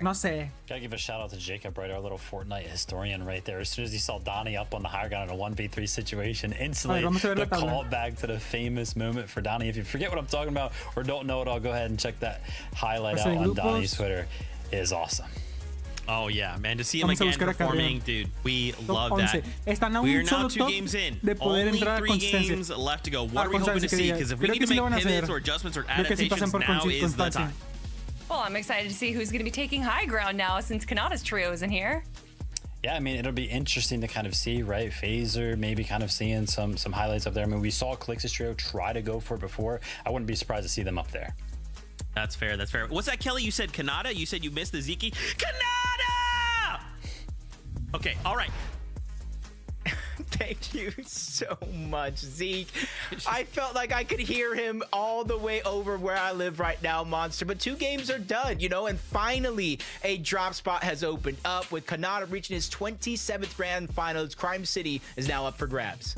Yeah, Crime City, great drop, obviously, here. But game 2 concluded, done, and you're right. Who is going to take high ground? What more is left here for trios to go ahead and look to aspire when it comes down to fighting for height? What more do you need? They did it in such a strong fashion. I'm really curious to see how this is going to play out, Jacob. No, it's definitely going to be interesting, but let's take a look at Phaser, King, PHZen, first place on the consistency leaderboards. They talked about it kind of start the show, how they went over to EU as a duo. This time they got their global championship spot locked in and they came over to Central. And this is honestly what I love to see about some of these teams in the other regions, investing in themselves, giving themselves the best opportunity to get that practice before the global championship, especially since they really don't have anything to lose and everything to gain. Yeah, it's kind of nice that you see that, year to year now, different teams willing to kind of take that risk, mix things up. Last year we obviously saw the same as teams start to do it, but give us a second. Let's jump on the battle bus for game number 3. Okay. All right, here we have it. Group 2, game 3 is here. Just a couple more games ahead of us, and we will be done for Group 2 and moving on to Group 3 tomorrow here. But do keep in mind it's about being consistent, but more importantly, taking that victory royale if you want to get a straight shot to finals. That's what's on the line here. And when you win, you're taken out of the lobby. That's what Jacob was talking about. So things start to open up, less teams are queuing in now, and then it's of course a fight to the end. Already resistance base uncontested. We've known that to be the case throughout the day. Muzz, Shadow, and Sphinx, though, didn't expect them in this situation. Only 12 points so far, so they got to make these last 3 games count. But as we tune into Lone Wolf, they've had enough. Doggo, Oprun, and Jake, instead of landing towards the outskirts north of Lone Wolf layer, they said it's time to contest it. You guys have had your chance uncontested. We have to start to make up for lost time, and this is the perfect time to do it. Yeah, game 1, they had this completely to themselves. This time around, you know, a little more friction going down here, and I like it. I like the action, and it seems like things are not looking too good as Page Zin has already fallen. So somewhat of a rough start for King and company, but to make up for that there, misses the first opening tag there. That would have really set things up for him, given that Doggo didn't have shield right then and there. He knows his teammate is nearby, passing on over some of those heals. Even if they might not have a full loadout with Outlaws or Sentinels or even a Twin Fire, you just want to make sure they can do that bait and switch, jump in and out of the box as they're getting pressured on the other side. A lot of the builds, FaZe were trying to farm up, just kind of going out the window in an instant. The trio knows on the other side. Jake just trying to cut off a whole other angle, stop the possibility of them going up, and if they do, they run into trouble. King trades shots with one. It's just the numbers game is just too much right now for them to overcome, especially since they're out of builds. How fast you're thinking about that Eddie right there. Just gets right up and over. Tags another player for 85, then one away. Almost gets the full finish there. King is very hurt though. This is going to come down to FaZe. If he can get that initial trade, here goes the one. There's the knock. Ese mismo el que se lo acaban de hacer basura. Greedy, but definitely at least puts a little pressure on, makes him think, and then plays a side angle. And this is a one-on-one player up the top. Has no shield. FaZe gets the drop materials here. These are the scraps, as they call it, from King there. Jake, unfortunately, doesn't get the same from his trio. That could be the difference maker there. Excitement going in completely cap him off, and now for the pickup. So it's going to be a double trade ya on revivió muy both tarde sides este vato, les van a ganar. Tiene capa, se puede. Oh man, oh no, Jake canceled. Bueno, no hay. You can't let that cancel. That's a mistake. And he goes through No, se van a builds, pelar de trying to chase them away. And this is where FaZe knows, especially with King just getting revived back up, you gotta give him some time to heal. They might not necessarily have a fighting loadout. And on top of that, if they already have the reboot card pigs in, this might be the best place for them. They're on the side where they can't easily access that reboot ban and at least try to get him back in the game. En la tienda esa. That was kind of crazy. Like a couple moments lost there could have been the difference for them. And you know what? Also close for FaZe, King, and Page Zin. They get to see another day. Joji, Donnie, see them kind of setting up their early game. We're just doing our round abouts here around the map here. More action happening and unfolding everywhere. Back to the Canyon Crossing here is Miro's, Twist, and Vibes Nada. They've kind of been the victors, if you will, of the Canyon Crossing game and game again. Bit of a standoff here with Bluff's team. The last game they also kind of disengaged after some time, so it seems like they couldn't quite conclude here either. Iba a ser team con carreón, pero dije, no, voy a descansar otro para que jueguen con ellos. To where there's a little bit of elevation here, but because of the surrounding mountains, you see it right there, it's not most of the desired spot to land at. But nobody really making an easy push over on that side of the map, so we're going to go back on over to Utopia. We know these two teams have been battling it out game after game, and now into a game 3 as well, with Cole already getting knocked down. Scuffy's forced to reload, not able to take advantage of the misposition of Alex, but he's in a 1v2 situation, so eventually the numbers will catch up to him. He has to figure out, Monster, a way to separate one of these two players into a 1v1. Yeah, you know, last game he didn't win this type of engagement. This time around he's putting up a somewhat better fight, but you know, losing his teammate here, still you have to give the numbers advantage to Scuffy. Scuffy did a great tag there, edits him down, and it's just a matter of moments there. Things finish up here at the Utopia, and look at that. It jumps them up to 84 points, so from the bottom of the barrel well into the running right now. Clearly they're fighting their way through, being consistent time and time again after walking out of Utopia. Now the last two zones ended kind of down towards that southern and kind of eastern area, so we'll chalk it up to that. You know, sometimes you just get lucky, right? If you keep pulling those zones, you might just walk away with the consistency spot based off of that. It's just that little bit that matters. But all the way from Supernova, you know these first two games, Monster, they've been rotating all the way towards the south. You're kind of seeing how it plays out over towards Supernova. With not too many players actually contested on this side of the map, you can kind of set up. You see the two different towers. So do see Sin, King, Phaser, all three of them back into the game, but just kind of leads the question of what's left after here. What's next? They were contested at Lone Wolf. The other team they were going against was able to kind of disengage first. So where do you go forward? That's going to be a big question and a big challenge for this team. Like now they have 3 elims. Things kind of finish themselves over. So I find this interesting that they're moving away from the island. They're like, all right, that's going to be a huge attraction point. Maybe we just got to get out of here. Keep a low profile, get some material count instead. Take a look at the highlights. Yeah, so we knew it. King Phaser, PHN get kind of picked up here off the reboot. XJ comes back for some more action and they get shut down. Los hicieron cagada.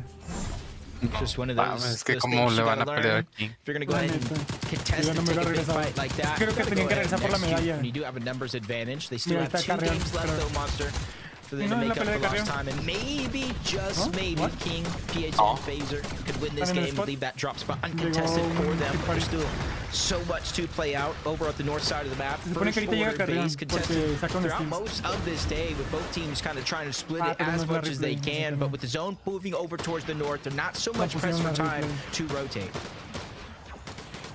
Slate, DGen, and Jerry just kind of edging ahead ever so slightly on the overall points here on the tournament. So not necessarily overperforming so far in the first 2 games, but they're definitely not too far behind. Carbone, Evan, and Dozier now kind of giving up their positioning all the way there. Kind of let the team just tower over you. That's the problem, especially these high power assault rifles kind of in play right now. There goes one misform on out. This is just all types of bad. Dozier thinks he's gonna keep a low profile there, but you know what's happening. There's one finish. They're just like getting kind of pieced apart here. Bien, se va a morir el otro. Nah, like kind of like a science class. They're just getting dissected one by one. They're able to at least get that elimination cleanup on a Carbone before and right back to the double res on the DGen. Dozier and Evan had no choice but to kind of move themselves down the side of the mountain over towards the first order base. And rightfully so, because the zone is pushing them away. That's forcing that trio up above that did win the battle. Do I stay in zone? Do I try to hunt it down? Because there are so many different places to hide over at that POI. I'm surprised they even got, you know, were able to get out of there. That kind of scare onto DGen's HP. They're like, wait a second, you know, these points mean more to us. Let's just go ahead and chill for a second here. Not let anything bad happen. We'll update on Skittles. Seems like their team's doing just fine. 75 points in. Meanwhile, big fight happening here in the zone right now. Patting on in. Listen, Hazen's status already at a full trio life and continuing to push here onto Snake's team now. Lo chistoso es que muchos de ellos han clasificado por cheaters. O sea, han jugado con cheaters y han pasado. ¿Sabes a quién banearon tú, Delta? A este Pilat. Oh, another team on the way up too. Sí, lo banearon 83 días. No va a jugar ni la... Third party before. Yeah, since there's Porque low estaba jugando con HP, cheaters. Yo me acuerdo. Like No sé si te acuerdas que yo te dije. Hasta Pilat está jugando con cheaters. They might try to pop Una vez hace como 2 meses, creo, 3 meses. Comenté eso de que los pasaron con cheaters y chequé y este Pilat estaba jugando con un cheater. De esa vez, bueno, pues de esa vez lo banearon.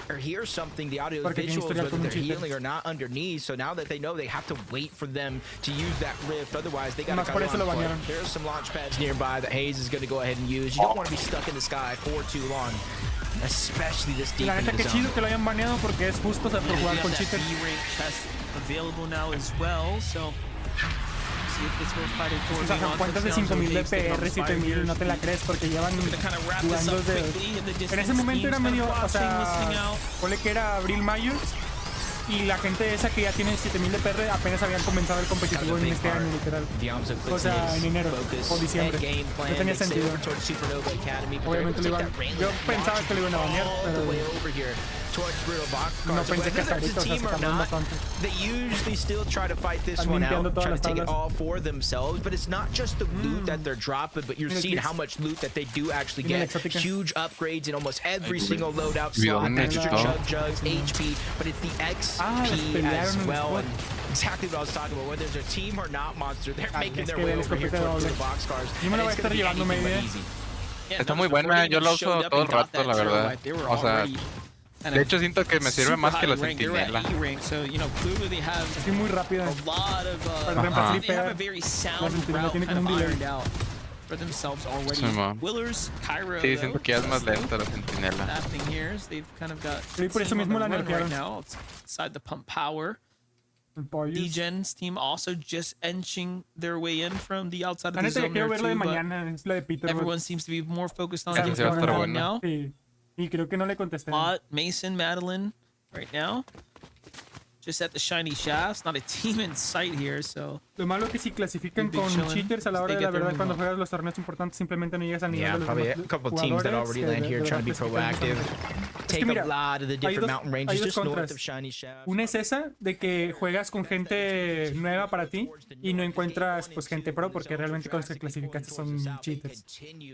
Es esa, o sea, de que juegas con gente que pues encuentras al último momento, no, a veces no hay química o simplemente no dan la talla porque entras de manera injusta y vas a quedar dentro de los últimos tops. Y otra es de que te pueden banear porque pues si tienes el historial ese de que has jugado con cheaters, pues Fortnite de algún modo investiga. No sé por qué lo banearon justamente a Pila y solamente a él. Es uno de los amigos de Buki FPS, no sé si lo conoces. Pero pues o sea, qué bueno que lo habían baneado porque yo sabía de eso hace 3 meses, o sea, había visto que jugó con cheaters y no lo habían baneado. Look at this. What's happening here? Zip's team kind of on the move here. Clix Yamzo. I think they realize how close this team is, but they've got. Tengo ganas de hacer los videos de este que hace uno que se llama Kadok, no sé si lo conoces tú, Delta. Que hace informes del drama, de todo eso, los tops, cómo quedan las estadísticas y eso. ¿Sí lo conoces al Kadok?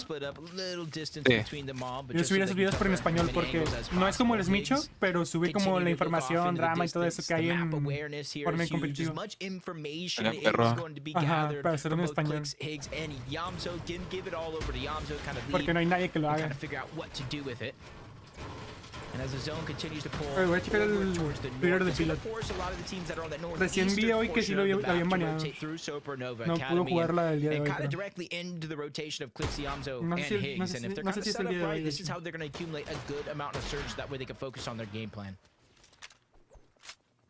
Oh, Nerfa's not there. Seems like their rotate just going straight south after being opened on, voided team, and then jumping on them. You see here. From Madeline Klein and Mason's perspective, they're not even looking that way. They don't even realize what all's unfolding over there. They got kind of their eyes on this team in the middle of the map right now. I like the pressure they're putting on them, given that they got to move through them.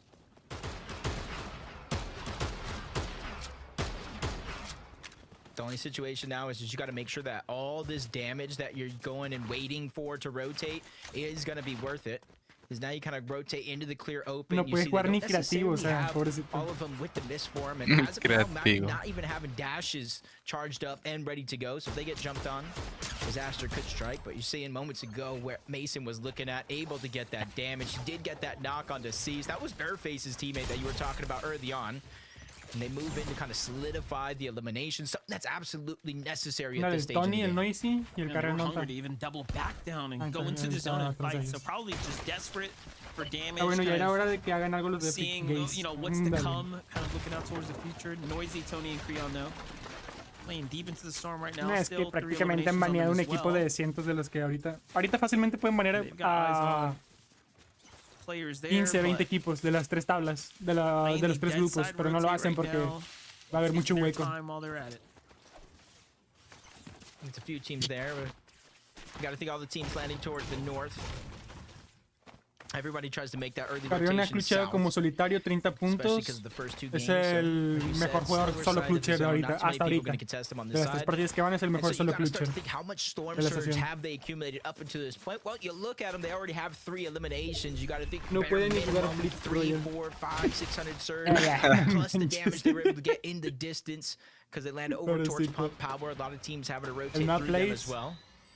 And they're kind of feeling confident to rotate through that slower side of the zone. So you gotta think their surge relatively high as Noah, Chaos, Clixy, kind of moving in from the south. This game around Monster, compared to some of the ones they had before, they probably had to rotate some of the farthest so far. Yeah, and look at this. They have no idea. Rihan and Senk's team just waiting there And they get a little glimpse, like, wait a second, there's another team here, and they end up shifting focus. I like this, though. Position themselves to kind of be on the outskirts here to do the sandwiching, as opposed to getting third party there. So they have to call this one off, and I think this is a sign that Noah's team might be desperate for damage right now. Les van a holdear zona. La tienen fea la partida del Snakes. Porque en zona desesperan y aparte les queda bien lejos. Son como 300 metros.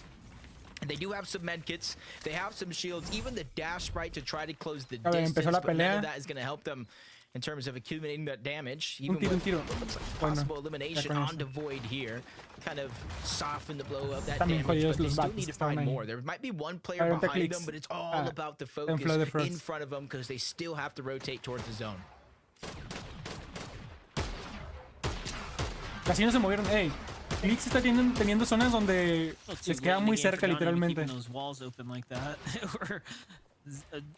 O se están quedando muy en el norte de las zonas.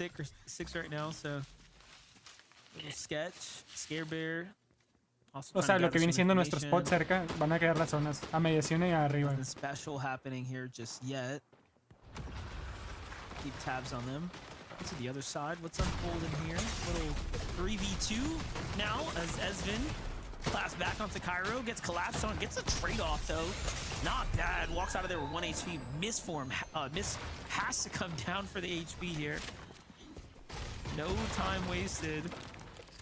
And look at that, they turn this into a 2v2. Yeah, I thought that was kind of be easy for them to kind of separate it. They got that first elimination, but eventually, Troy, you got to give them all the credit. Him and Esvin, they were to get an elimination back. So instead of being hounded in a situation right here, box to box in a 2v3, they make it just that much more riskier for that duo now to continue to play aggressive. But Cairo is lurking around, trying to hide as much of the audio visuals as possible. And there is some of that old builds of his to recycle and move his way through. I don't even know if they know how lucky they just got. They start to move on out just as the gap got closed, and they do have the misform. Hopefully they both have it because you don't want to get separated too far from your duo in this situation. Yeah, and look at the zone too. It seems like the stars are aligning right now. Things are kind of pulling towards Supernova Academy.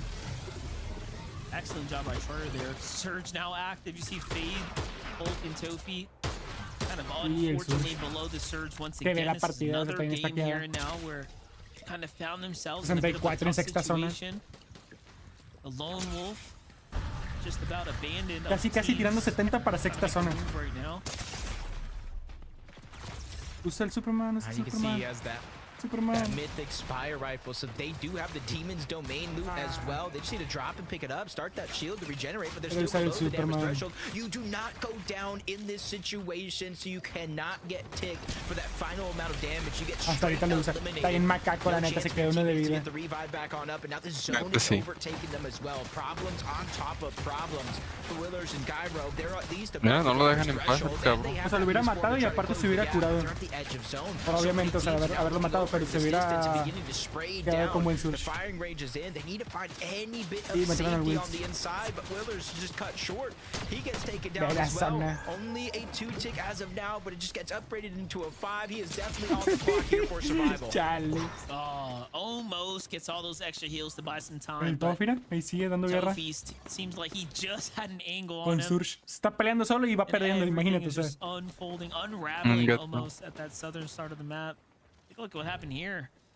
Donnie down, Seek is out. Joji gets the quick pickup here. Han jodido, necesitan sacar rifle. They don't get collapsed on. De entre dos zonas, más o menos, dos zonas pueden sacar un rifle. En rotación, en movimiento, porque está imposible ahorita. La tienen bien jodida, nomás tienen que aguantar. Ah, bueno, el King. Top 3 a la roña el gallito. Top 3 puede quedar, o sea, en esta partida. No, o sea, soy el niño gallo y estoy tomando agua fría. They might even be just inches away from the zone as well, depending on how much time they do want to invest in this situation. They can build and bring a lot of that loot back to them. Ah, le están llegando. Nah, se van para abajo. Not taking that risk. You see them go ahead and dive all the way back down. They don't want to fight it out now. El Kai creo que lo van a plantar en la novena si es que lo plantan. One more needs to fall before those placement points start to set in. Top 3, para mí es top 3 prácticamente el King.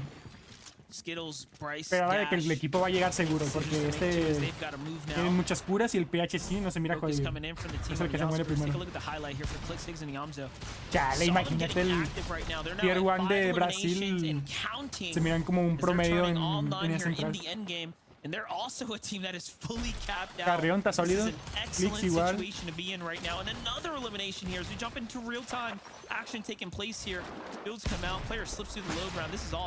Dale, qué pelea tan zarra.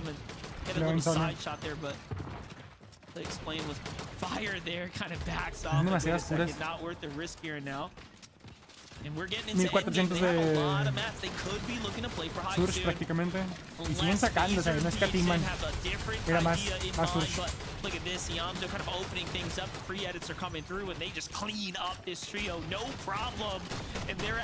Están barriendo a la gente literal. Más pick para ellos. Es que a la bestia el King. Tienen que ganar esa chat. Es top 3 seguro, yo dije. Bien plantado. Se me hace que le pueden hacer retake al King en 11ª zona más o menos. Décima, literal. No nos vemos tan lejos. Start this game on that consistency leaderboard, and if they qualify here, it just opens up a spot at the bottom. Ya vieron el León. No tiene capa. Phasers got eyes on Clix's trio down low, but they switch on over to heavy mass. Pressure kind of eases up for a second. Mud, Shadow, and Sphinx still alive in the mid ground as well. Big names starting to take place here. This is going to get real competitive here, and soon Yamzo, Clix, and Higgs trying to opt in to play low ground front side here. Están perfectos. Going to kind of swing around now, but still notice how they keep turning their attention to high ground. And also notice how no one is any layers near height. And this is what we've been talking about. There isn't a team in this lobby for some reason or another that really is looking to contest height early. And Clix, Higgs, and Yamza would be the kind of second one. Maybe Mud, Sphinx, and Shadow if they're feeling daring enough, and the plot just aligns perfectly. But outside of that, I don't think too many people are going to contest it. The roller coaster of emotions, we're going up and through Lone Wolf Lair, down the side of that creek. Not too many big mountain ranges are going to be involved. It's going to make it for dashes just like this from dash fighting skills. It's going to make it easy to cover from point A to point B on the other side. Repositioning before the zone opens up, so it's that much easier when it finally does. Tienen que sacar su ahí, pero les está viendo el equipo de arriba. Y 10 below. La neta es que está bien estaqueado, qué rollo. ¿Cuántos son? Casi 40 en novena zona. No manches, está bien alto el... Pobre vato. And you might be invincible, but when you're in the trap like that, it's a spider's web. Okay. Yamzo, Clix, están jugando como solos, pero están incorporando a all the way around the outsides here, playing ever so slightly closer to the high ground now. Kind of working their way up this natural elevation here. Phaser and team starting to run through material up top. Could they be gassing out here soon? I doubt it, but they are online here, Jacob. Yeah, they're extra reinforced. I gotta imagine flying through like that for Clix, Yamzo, el PH no está haciendo nada, o sea, King 5 kills, Phaser 4 kills, PH 0 kills. Y se supone que es lo mejorcito de Brasil para tríos.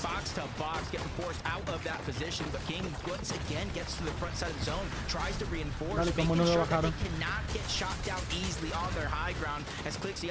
Ok, viendo la pantalla de Clix. Están comiendo zona, pero en cabeza de zona para asegurar. Es que no dejan de buscar kills. Mira eso.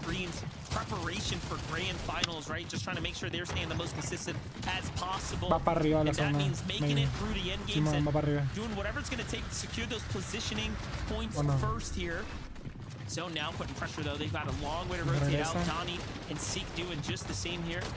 Looking good for Joji, but he's got no health to work with, so Siphon's what he's going to be on the hunt for. Can he do it without taking damage? The real question now.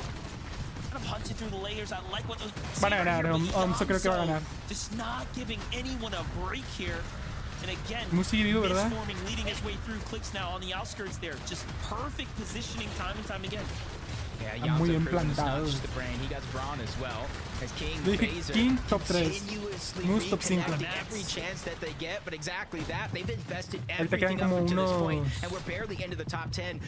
Quedan 10 equipos al parecer. Blue Shadow, Kings mató a Jerry, Stevens mató a otro, Clix mató a otro. Es que velos, por constancia van a pasar obviamente. No se espera menos. 8 equipos restantes. Y el top tier 1. El top tier 1 hacer tracking movement. Creo. Es muy bueno, eso sí, pero no creo. Higgs goes for high ground. He secures it. Phaser Ya ganaron Clix. Clix secures it now. ¿Qué zona es? He kind of overcommits with the builds, but the La tags doceava. here No go manches. put them all down. And just like that, they're in control. Ya la tienen asegurada. Mataron a PHC. And they are in the running now to win this game. Phaser sí vivo, mataron a King, creo. Tienen Javi. Todos son dúos solos. Un dúo versus... Ya. 3 versus 3. Ya murió King. Simón Gerson. Vamos a ver los videos que tiene ese cabrón. Al gobierno. Vamos. Ya. A la bestia. Super Clix. ¿A quién dispara? A su novia. Se la bañó. No te pases. Pensé que había ganado el Clix. Dije, a lo mejor sobrevivió Clix o Higgs, pero a la bestia. Es que se le fueron por arriba hacia atrás con la medalla, creo. No lo puedo trocar. A la bestia. Ese güey vendió la partida. Ahorita vamos a ver la repe. No le tiro a nadie.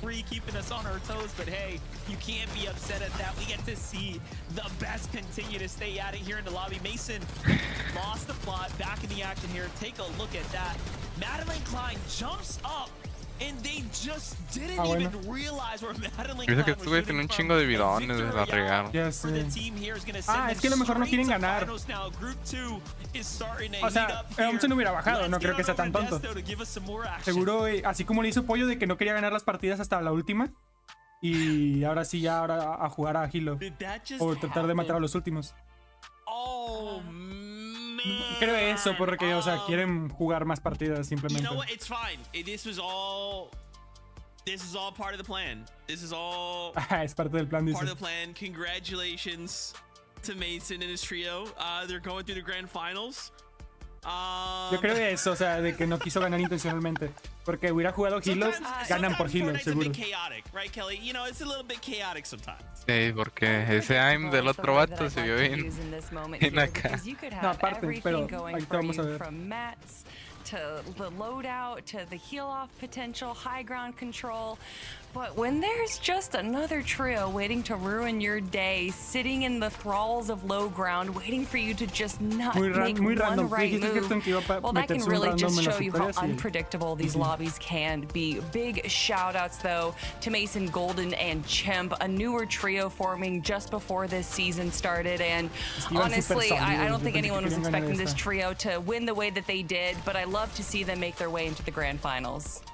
Es que obviamente tenían el high, la vendieron. You know, that's la verdad es que la Golden vendieron. Definitely more familiar names, right? Been in FNCS finals before, and yeah, it's kind of funny how that lobby kind of worked out. We were watching Clix, Higgs, and Yamzo kind of dominate that front low. They were kind of maintaining that, picking up eliminations over and over, and as soon as they left it to go take the high ground, Mason, Gold, and Chimp instantly kind of took over and had that position ready to go ahead and win the game. Man, they were at 108 points going into this. So they were basically like 9th place. So they were kind of like in and out of like that top consistency. To get the VR feels good, right? That's it. You can just wipe your hands of the day and be like, all right, grand final. See you guys next weekend. But yeah, we'll discuss more of what happened. ¿A quién le regalaron la FNCS? O sea, las grandes finales. Al Oliver OG. Este Pollo se dejó matar. Estaba muy contento porque ganó la primera partida, pero literalmente Pollo quedó en segundo lugar y lo más bajo a que lo mataron. Y a Ayers también. O sea, se miraron súper obvios. Como que la trolearon para poder seguir jugando las partidas. Pero Oliver OG el que menos esperaba. Sacaron 3 kills en toda la partida. Sacaron como 14 puntos y tenían 1014, o sea, por la victoria. Pero literalmente ganaron por gracia de este pollo, o sea, porque es muy bondadoso. Porque la primera iban a ganar las ellos, o sea, la tenían bien jodidas este Oliver y se las dejaron prácticamente. Fue la partida más XD, literal. A favorite amongst competitive players at all levels this season is the Mist Form. It's found all over the map and transforms you into a flock of ravens. Each flight only lasts 4 seconds and has a 20-second cooldown, but the speed and distance you can cover in that window make it one of the best rotation tools in the game.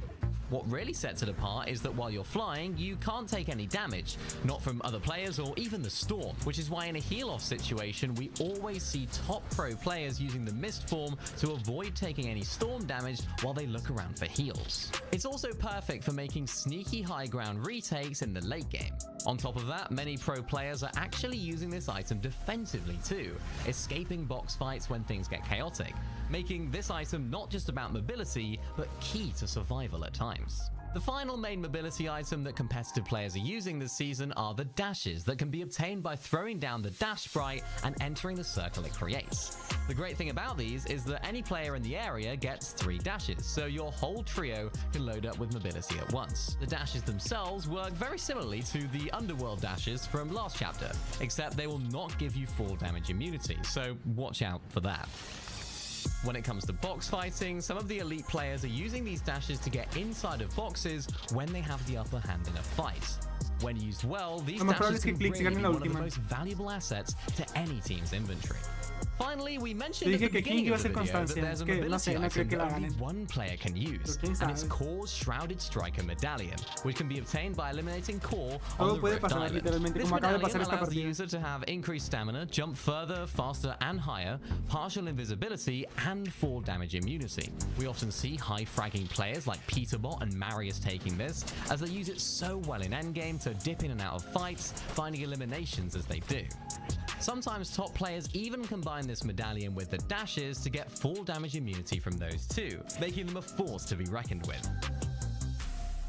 Make sure to keep an eye out for these rotation strategies today in the Group 2 games. See you on the battle bus. Yeah, what's that? What's that, Clix? Oh, yeah. Oh, it's all part of the show. Oh, Clix, my boy. All right, sorry guys, give me 1 second. All right, man, I'll talk to you later. Okay, all right, bye. Sorry about that, guys. Just got off the call with Clix, my good friend Clix. He said it's all part of the plan, so I believe, you know, that's what I'm gonna go ahead and hold to. Wowie, this last game was kind of crazy. 16 eliminations and a second place out of the trio. If this was like grand finals, this would be like crazy, right, Kelly? Like a performance like this is next level consistency. It's awesome. We're not going to talk about the ending. We're just going to talk about how awesome they are. I think when you look at the goal for today for all trios, the number one goal obviously is to make sure that you make it into grand finals, but that doesn't necessarily mean that you're going to go for the victory royale or even going to play to the top of your ability. You just want to make sure that you make it into grand finals. And I think the second goal for this trio is to get as much possible practice as they can possibly get in a set lobby. And I think that what we saw from them on the low ground, their ability to kind of control the low and middle ground, get all these eliminations, prove themselves a lo mejor ya as tendré being el kind of the X3D kings of y me this irá mejor el zone juego para is el all endgame that prácticamente. matters in the grand scheme of things, Vivid. Yeah, I mean, it was great to kind of see them play this game out, right? Just dominating the lower gun time and time again, finding the box-to-box fights that they are winning, and just so cohesive as a trio. And just a great call from them as well, right? Picking up those eliminations and then instantly investing those refreshes onto the higher ground. They just picked the right moment, and it was awesome to see, right? And it was kind of like they had like an insider or something like that, right? Because we were watching King and Co up on the high ground, and they were like running low on mats. They were not picking up any refreshes up there on the high ground. And it was like as soon as they got down to like single-digit builds, Clix's trio instantly went up for it, and it was a pretty easy high ground take for them from there on out. Yeah, it's awesome. Everything is great. I'm not. Look at that 221 points. I mean, guys, we only have 2 games left to go. Y las ponen viernes, jueves, literalmente. Jueves, viernes sería kind of like perfecto. 100 points ahead of the competition, right? So I'm not super worried. Everything's fine. This is all according to plan. Practice is good. Let's talk about King though. My gosh, once again, I mean, we're just gonna continue to talk about how incredible they were, right? Game 1, 3rd place, 6 elims. Then game 2 was 4th with 8th, and now we just got a 3rd place with 10 eliminations. So they continue to rack up just like a little bit more and more and more of these eliminations. I feel like, yeah, this is a performance, right? I'm excited to see if they make it through the grand finals, like what this looks like in Grand. Does this change the landscape in NA at all? I don't know if it necessarily changes the landscape in NA, especially depending on where they're dropping compared to where other trios are dropping in North America, especially the tier 1 trios. But what I love to see from this is how they're shaking up the high ground control. We usually see teams around Zone 8, Zone 9 being the early high ground control. But King's trio are taking zone or height even earlier than that. And while we were watching those games, Vivid, even Zeke was like, what's a surge tower, blah, blah, blah.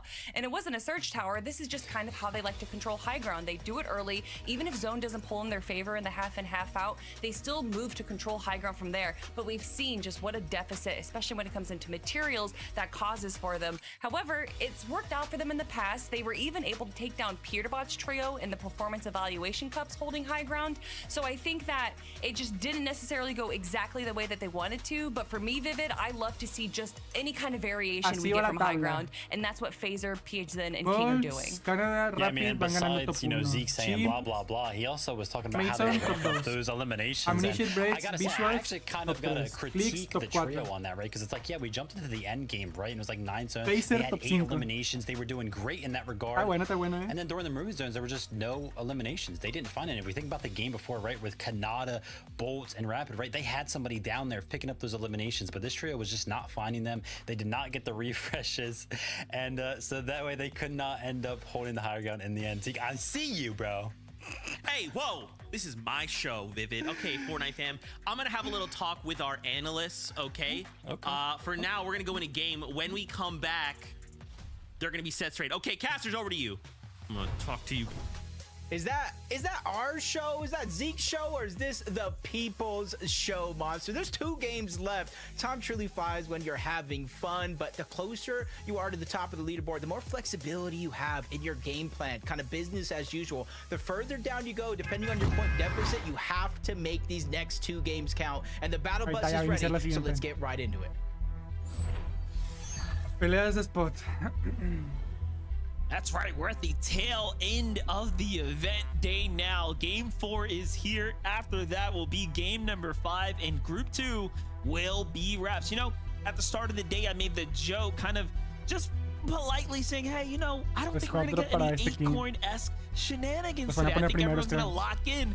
And then you see game 3, and it is just very clear that everyone's here to get the best practice in as possible, preparing up for, of course, globals, and then this major. No sé por qué lo confundí con Clix por mirar extra. Good crack though. Resistance base under fire right now. Mud, Sphinx, and Shadow have a little bit of a contestation going on here. Nah, pobre Sphinx. Scratching my head just a little bit, but one's already going to get knocked. Sphinx dropped just a little bit of HP, but luckily for him, he does have the minis on the other side. With no build, he's just trying to back up, reposition. Even with one of his teammates knocked, you know there's so many different tunnels, there's so many different pathways to try to hide in, and it's a surprise contest. So Shadow, Sphinx, and Muzz may not necessarily be ready for something like this to go all out and clean that one up.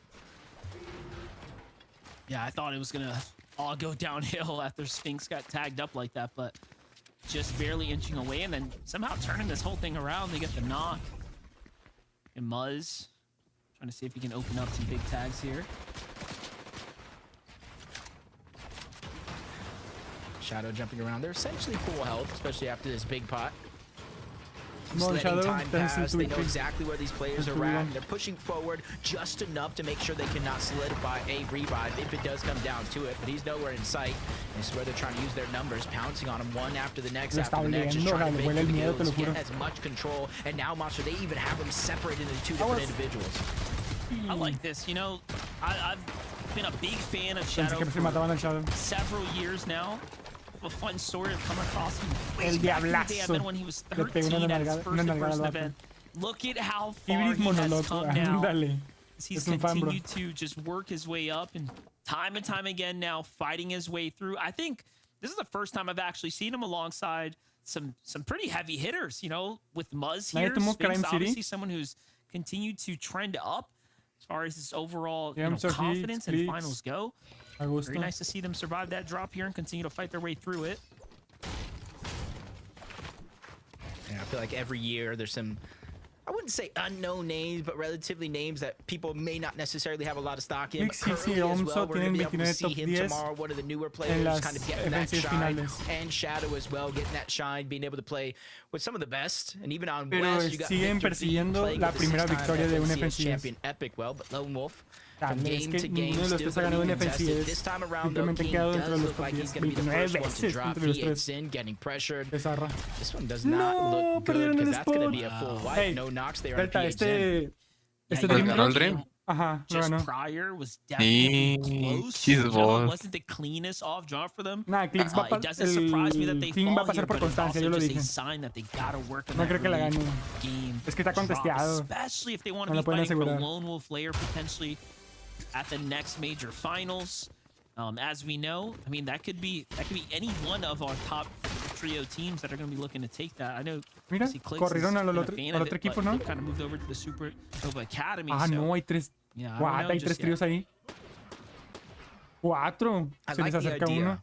Around this, you know, a la hora que tiene Pitbull y Pollo para que no les llegue Big Party. Where both of the teams will particularly fight it out more times than not, whether you're splitting the top and the bottom, but that gives that third team, that third party, a chance to kind of loot the outskirts, cut off the path, get some loot for themselves, and potentially how they play it, possible elimination. Enough for the niceties. Clix, Yamzo, Higgs looking to get a little bit aggressive here in the early game from Supernova Academy. This is the team right here that was just contesting Lone Wolf player. Se la están dejando bien difícil, pobrecito. Va a quedar como top 25, 20.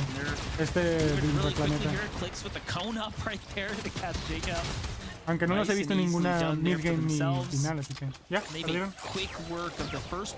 ¿Ya los mataron? Mataron a uno. Creo que mataron al Dream. No, mataron al Jake. Ahí está el Dream todavía. Pensé que decía algo. Córrele. Ya me hubiera escondido, la neta. Es que lo están persiguiendo. Ya hicieron cagada a los dos. Lo mataron a... Es que vendieron, o sea, se hubieran escondido en la mansión. Los huelen. If you're trying to go ahead and create distance, that might have been the only option, but another one's going to get taken down. So essentially, Doggo is going to be the last one alive over towards Lone Wolf layer. He has no choice but to kind of sit and wait. Hopefully, he has at least one of those reboot cards of his first teammate that went down, because the clock has started for the second. Si no me muevo, no me ven. Yeah, this is interesting. I know, like, obviously, Clixions and Higgs are kind of messing around, having fun here, but like, getting to this drop here, I would not doubt is obviously one of the cards up their sleeve here. Le van a cambiar la chapa, creo. So it's just a cautionary tale. No, es que tienen zona, literal. Les tienen un minuto para que cierre. Doggo hides out though. It seems like he might actually get away with it. As the time kind of clicks on here. A lo mejor pueden pensar que sí se fue y va a regresar por las chapas por otro lado, pero realmente está escondido. Just has a sense. I didn't see him run away. He's probably scratching his head right now. I don't see him lurking around. Saben que está ahí. Not even a spotty audio visual. Uy, está muy cerca de 11. What about here? What about the ammo? He's going back, just trying to get... Because remember, this is a team they used to land at Lone Wolf layer a few seasons ago, so they kind of have a lot of familiarity with this spot already. Están pasando por el lado de él. It's the only closed door on both sides, bro. He's gotta be in there. ¿Doggo no es este Dream Rock? No, se lo locaron. Well placed shot into the Fury AR because he does have a gold. It's your only chance, Doggo. Go. Nomás con que cierre esa zona y empiece a avanzar la otra y puede salvarse. Okay, I just want to know who has more patience here, Yamzo or Doggo?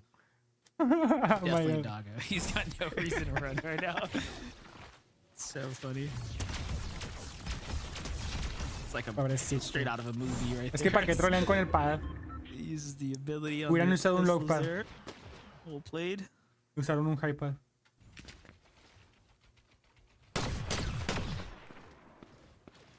Not too far off from Utopia, Seek, Joji, Donnie.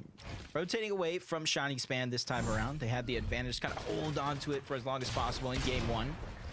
You're seeing a lot of action kind of break down early on in these games from week to week. Tony able to get that elimination onto Evan, adding to their Storm Surge, being able to kind of get a little bit more loot underneath their hands. And Willis is going to go down as well. So already 2 players on that team down and out.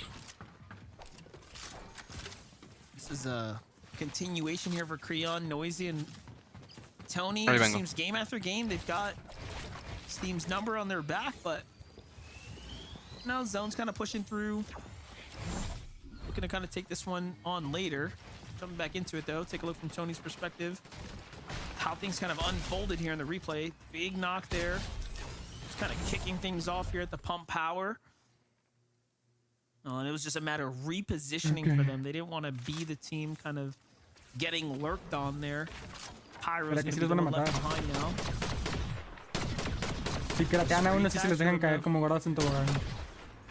It's pretty sure que te van a sacar. Overall, after what 3 games so far, Creon 4th place on the overall damage leaderboard, just under 3,000 damage. It's just the thing that I think that's been ailing them is the inability to get inside of the top 10. They have a 10th, a 15th, a 14th. They have 12 eliminations combined throughout all 3 of those games. So they have the blueprint down, and they're just outside of that top 10 bubble. So they just need to make these last 2 games count. They don't need to go all out, necessarily win, even though that would make it easier. But they just need to consistently find a way to get into the top 8 in these next 2 games. ¿Te imaginan que salga otro jugador que rompa la barrera de habilidad, así como Peterbot lo hizo?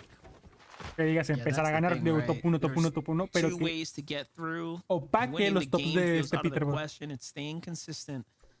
Está muy difícil, o sea, es muy poco probable, pero que salga uno. O alguien tan dominante que tenga, que el Peterbot y Pollo tengan ganas de jugar con él, o sea, imagínense. Oh, they spotted out though. Chale, what they had was the advantage, but got a little too close to the sun there. What? ¿Qué le pasó al stream? Fired back now. Things kind of break out. They got a nice spread though. Still, they don't know exactly where Kingston's at as he kind of opens side fire there. So still the advantage in the hands of Annex here. El diablo, para que se asoma. 70 en tercera zona prácticamente. Gonna be revealed by Annex. They do have a decent amount of loot, so Annex not gonna have too much troubles getting up to 200 effective shield and HP. This kind of opens up the spot over here on this side of the map, though, due to Mason, Golden, and Chimp qualifying. Kind of Shiny Shaft is no more, so there's a lot of space between Outlaws, Oasis, Shiny Shaft, the surrounding land left of Crime City as well, and that's where you're seeing a lot more people feeling a little bit more to kind of move over in that direction, make it a focal part of their strategy, knowing there's not as many players over there as there once was. Status already down, listed in haze on the low ground, forced to kind of wait in this situation. They could try to disengage down below and try to get out towards the southwestern part of the map, but it all really depended if they have the reboot card or not. Clix, Higgs, and Yamzo a fight right now. Once again, just staying active now at the brutal boxcars here. So from one team fight to the next. El diablazo, el león se lo que le hizo. Kind of loosened up the gears here now. Ya se lo mataron. Keeping the action, keeping the pace, the narrative straightforwards. They want to fight right now. Stay sharp here and keep the entertainment flowing. Everyone at home. 3 eliminations now for the team. They're looking for those other ones. This is like back-to-back games. They pushed over towards brutal boxcars. They used that rail.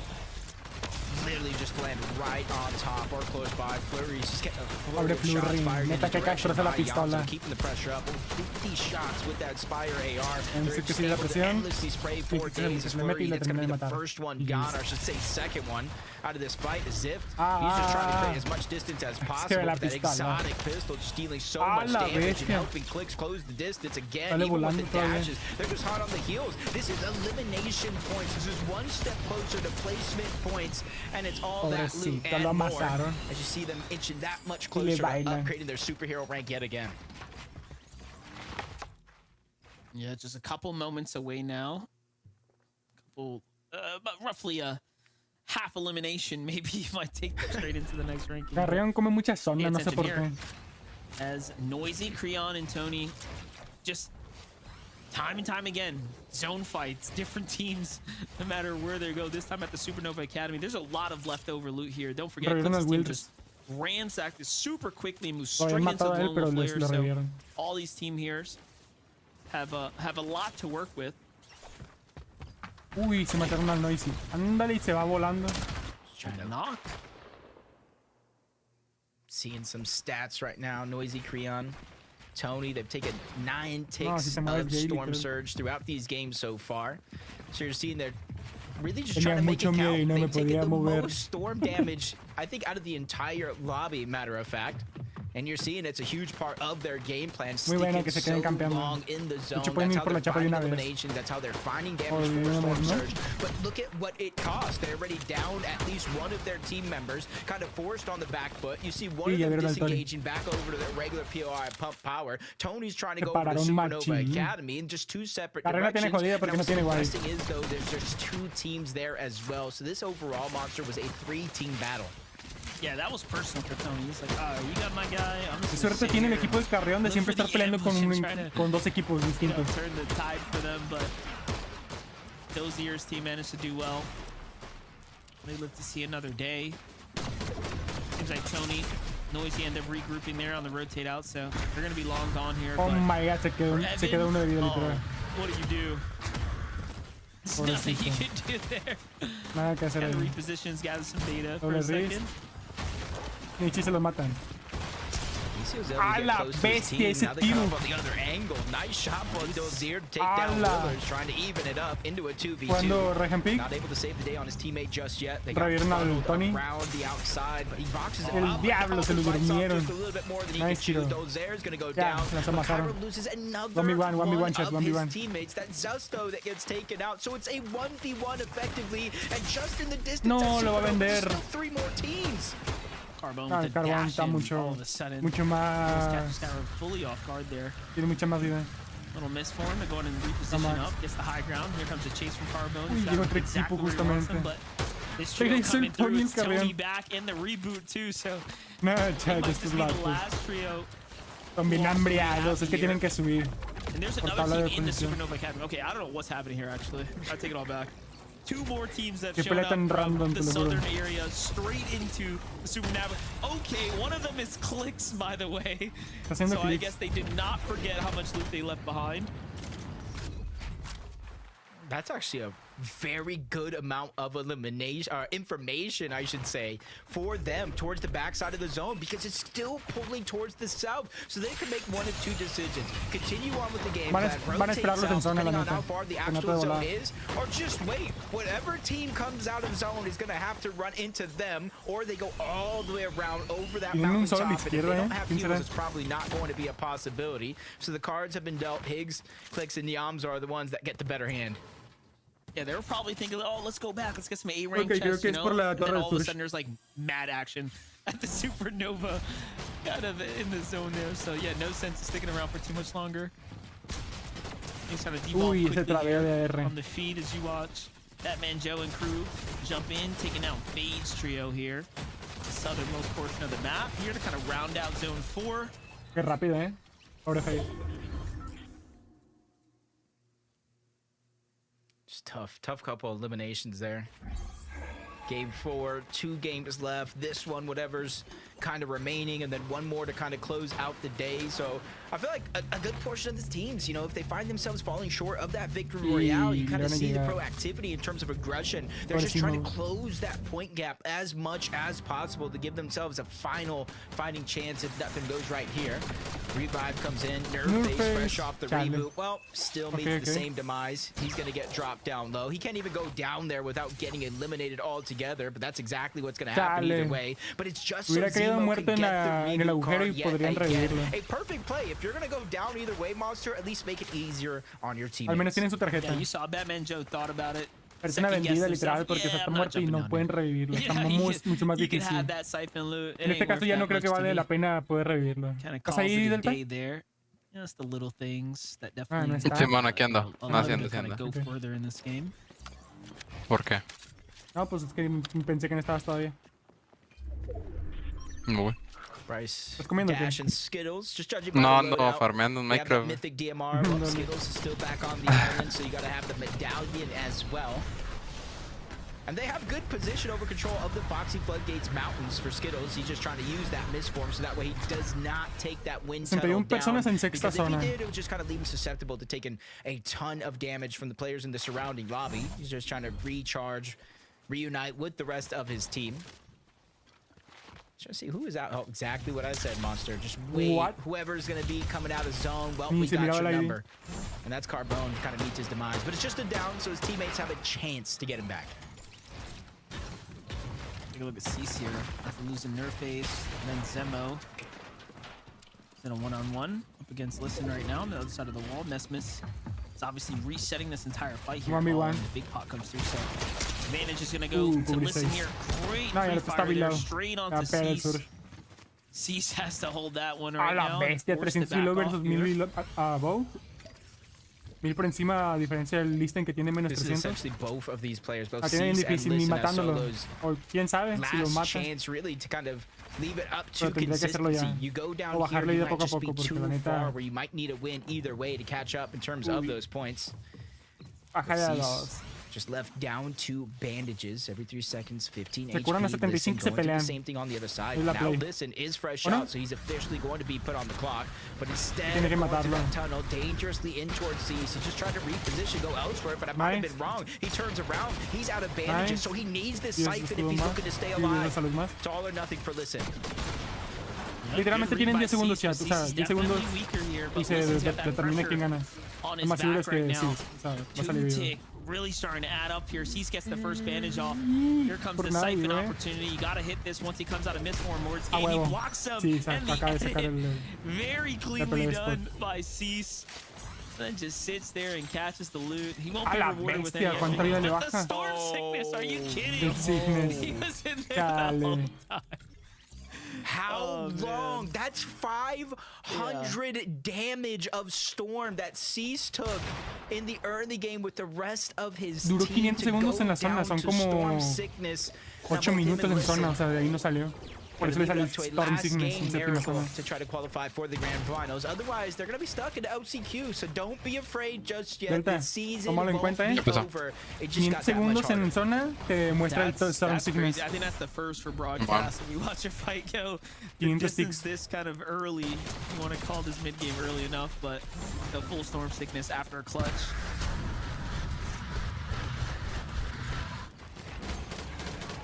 Seek Donnie Joji, 133. Well on pace. Could, in theory, get enough points without a win to qualify through consistency or at least put themselves that far into the bubble. Es cierto, hay Points just yet. que... Top 18. One team needs to go down. Hay que then checar they'll eso del start to Storm cascade Sickness. in with every team that does fall. Half of the Checar en monster zona cuánto usually tiempo te sit in tiene around que... the top cuánta vida te 8, tiene so que bajar that should exacto. be the focal point or at least the goal for a good chunk of these teams here today. Yeah, that's the thing. Remember, King's team is down this game, so obviously they can't secure a victory royale. They've surely Sábado tiene got suficiente para ese equipo. one of the top 5 Necesitan positions. sacar más. If Clix's team doesn't take a win at some point or ¿Dónde another, está these Clix, other por teams are cierto? going to really Mira, Carreón ya, come down to a ya limited se amount murió. of slots, if you will. So it'll Clix be lo está farmeando. contentious for No, the y last sí, few remaining se spots. murió. If Corsair Ya el Tony, first and como solo second, Plucher. those consistent teams don't take a win here soon.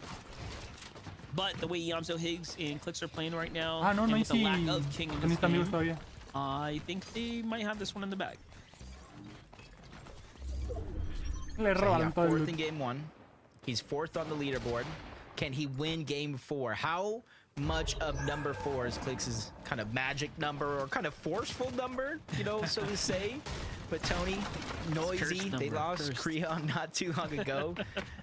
93 points though here, Monster. They really got to start to make this one count. It's not too far Vale, of a como cagada. rotation, but you can already see in the minimap how many other teams are Jerry already tiene beating with high, their Bryce punch. está debajo del high, Moose está cerca en zona. Yeah, a lot of teams got to move. Está bien posicionado el Moose, es que Looking puede at that ganar, Western es probable. Kind of pack Está right entre there. Clix y Moose en esta partida. Already poised up for the quick rotate. Bryson. Dash Skittles looking Nada más good con que here no to kind trollee of get to Clix. the front side first. Es Batman es cierto. Who's on height? Oh, it's Shadow. Muzz. Sphinx on high ground right now from contested surprise. 2 height now. really talking about making games count. They started this one with 48 points in 18th place, Monster. Almost 100 points down from that bubble of where they need to go. So high ground without a couple of those teams going to contest you in this lobby. This one might be one that they may count. Bryce Dash, Skittles, they see teams right across, and they're just trying to claim space. Look how much space they've given themselves down low, all the low ground, even a tunnel on top of that one. Two teams who's already setting their eyes up above, Kingsley and Jerry. They're the ones that have their heads in the clouds, though. Yeah, Muzz's team playing second high right now. Meanwhile, Monty. Ok, chat. Novena zona va a cerrar para la décima. Y quedan casi 40 personas. Está súper stack la partida. Lentísimo lo han de tener los jugadores. In an end game sprint once again. First for Noah plays as well there. You 5 segundos para que cierre. Empieza a cerrar la siguiente zona. Getting pressured by the lobby. But look at this high Recapitulación, está vivo Noisy, está vivo Tony al parecer. El equipo mexicano pues tiene chance de quedar por constancia dentro del top 10. ¿Vayan a pasar a grandes finales? Sí, yo creo que sí. Clix, posible candidato para ganar. Moose también está muy bien plantado con en las posiciones que están agarrando. Yeah, you can see Clix. I think he has that exotic pistol. Just trying to look above. If you kind of tag those teams on the high ground, you kind of send them flying with that shockwave effect in the first and in the last bullet. D-Gen kind of reconnecting their position. Puede llegar al top 5. Es un top 5. Quedan 3 equipos, 22 personas. Se han muerto 10 literalmente en menos de 1 minuto. That one's getting distracted. Bryce Dash and Skittles did not lose focus of what they need, and that's the front side of zone, expending so many of their materials to try to make a safe spot happen, but they couldn't become a sport focus. That's a lot that they're burning through just to maintain their position here safely. That's what happens. You start inching your way up. That high ground team starts to look. Muzz's team, though, turns and burns and catches D-Gen and Sleek some monster tags here, but Jerry holds himself for just long enough to go in and buy them some time to go ahead and kind of recover, but seems like they're running out of material here as the lobby is not really been forgiving to them. There it is. Front side. Sphinx takes it. Muzz kind of cranks his way on up. Vender el high. Es que están jodidos, o sea, toman high y nomás les sirvió para aguantar un poquillo. Ya se les cayó uno del equipo. Mira, Clix y ya se les murió el Clix. Ah, no, el Clix sí vivo.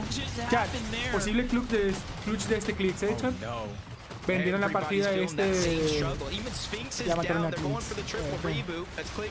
Carreón, Ah, no, es el Tony el que sí vive solamente. Y no dice todavía, partida de Moose, chat. Sí, va a ser de Moose.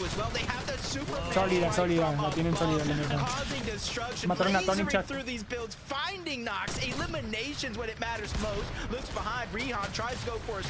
en retake por la espalda. A la bestia, Shadow. Backup is there. It does look like they're trying to concede it. Shadow está muy jodido. Nah, Moose sigue teniendo el high, lo va a tener todavía. ¿Quién sabe? Muzz gonna have to give it up. Shadow's got no HP. So smart played for them to actually secure this high ground. You know what? They are racking up eliminations as well. They're looking to put a stamp on it. They need the win just as much as anyone else. And we thought Muzz's team might have gotten a free ride to the end game, but no, not today. They're gonna have to fight for it. Muzz's entire crew falls there to the hands of Bryce Dash. Skittles just played a little more consistently from the low ground now. Here comes the decision to go for the heel off, kind of dips back for Bryce. He sends his other two out to the front side. Meanwhile, a new team is now taking height here, Jacob. Yeah, letting Skittles kind of clear the path. Donnie, Seek doing the same thing, but they got it intact in the front side of the zone. Seek just going around towards the outside. He has very, very minimal builds and he's getting burned through by the high ground. Now they're stuck down below, but they find a clear-cut elimination on the Scuffies. One that's absolutely necessary. Now they have the Siphon Mats and at least some of the work. He dropped his shotgun monster. That was a huge mistake there, but look at this. Donnie's still going. It doesn't matter. Seek and Donnie are still turning online now, and there is still that trio way up top. Can they mitigate this fall damage that's going to come here? The chop comes through, slips, he falls. He gets the dash off there. Front side takes a little bit of damage. Misform from Rebel. Seek down low. Tries to buy himself some time. Swings around the top side. But Batman Joe has to get the shot there. He finds one. Boxes him up. Oh my God. Donnie slips out. Just so smoothly played there. But Zach was there to meet him up top. And just they will be seeing themselves a grand finals there. What a game for Jacob. Yeah, Slep sees Batman, Joe, and Zach found themselves starting in 9th place on the leaderboard coming into this game with 97 points. They were consistent with 2 games, 5th and 6th place, but now they have capped it off with a big win here and clutched up one of those spots to the grand finals. Very nicely done. And, you know, you couldn't have really called it. Si éramos de Kai, creo que sí. Sí. O sea, it was so crazy in the end there.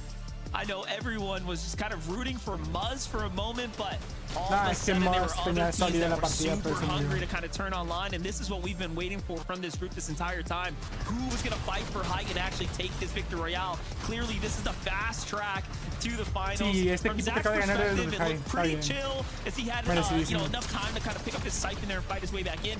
Donnie just had no idea where to turn at that point. What a game for Sleep Zach and Batman Joe. Congratulations there, match number 4. Zeke, what else do you got for us now? Bro, this is exciting, right? That game is... I feel like these games have gotten more and more chaotic as we've gone on, which feels like it shouldn't be the case, right? Because whenever a trio gets VR, like that's one less trio in the lobby, and yet they are still more and more chaotic, Kelly. But still, for the trio, they're going to grand finals, right? Again, they wipe their hands. They say, hey, look, with a single game left to go, we got it. We're making it through. And I love that Jacob kind of pointed out their placement coming into this, because their game 2 at 28th place with no elims, really tough, right? And then you kind of go like, all right, our backs are kind of slowly getting pushed against the wall now. We really need to make something happen. And game 4 to do it before it's all over, Kelly. I'm good. You know, I'm good with that. That's fine. I mean, you talk about placements within this game in group number 2, but for me, I'm looking at placements as a whole. They were one of the last teams to qualify through the play-ins, and in fact, only Zach has one FNCS finals appearance. So Slep and Batman Joe, incredibly green players, to see them all come together now and be able to not just enter into the group stages, but to get a win off of some really big names. Vivid, that is how you want to start your FNCS journey. Yeah, I mean, incredible stuff. Incredible way to go ahead and make it into your first FNCS finals. And I love the fact that Kelly pointed out, yeah, taking down big names in the mix there as well. One of the key moments of the game, obviously, them taking the higher ground for Muzz's trio right there. Incredible work for them. I thought Muzz had that game in the bag as soon as he finally came out of the scuffle that ended up happening on the higher ground when DJ kind of fell off of it. But yeah, incredible pickup from this trio right there. And then even in the end, right, beating up on Donnie at the end there. Good work from this trio. Absolutely. Congratulations. Once again, grand finals is their next stop for us. Our next stop is a short break. When we return, though, the last game out of group number 2. We need to win and we're in, or we need to end in the top 5 in consistency. So stay tuned. You won't want to miss the last game.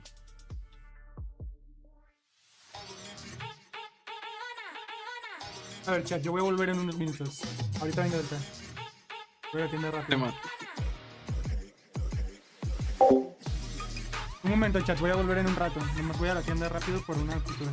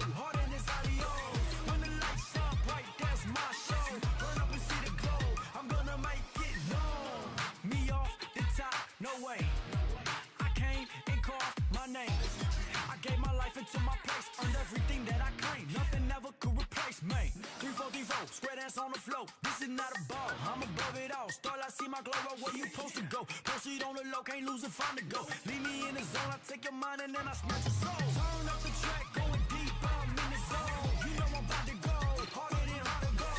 When the lights shine bright, that's my show. Burn up and see the glow, I'm gonna make it known. I get it, they love my whole steady. They got so listen, told you this ain't hypothetical. Answer the call, prove this once and for all.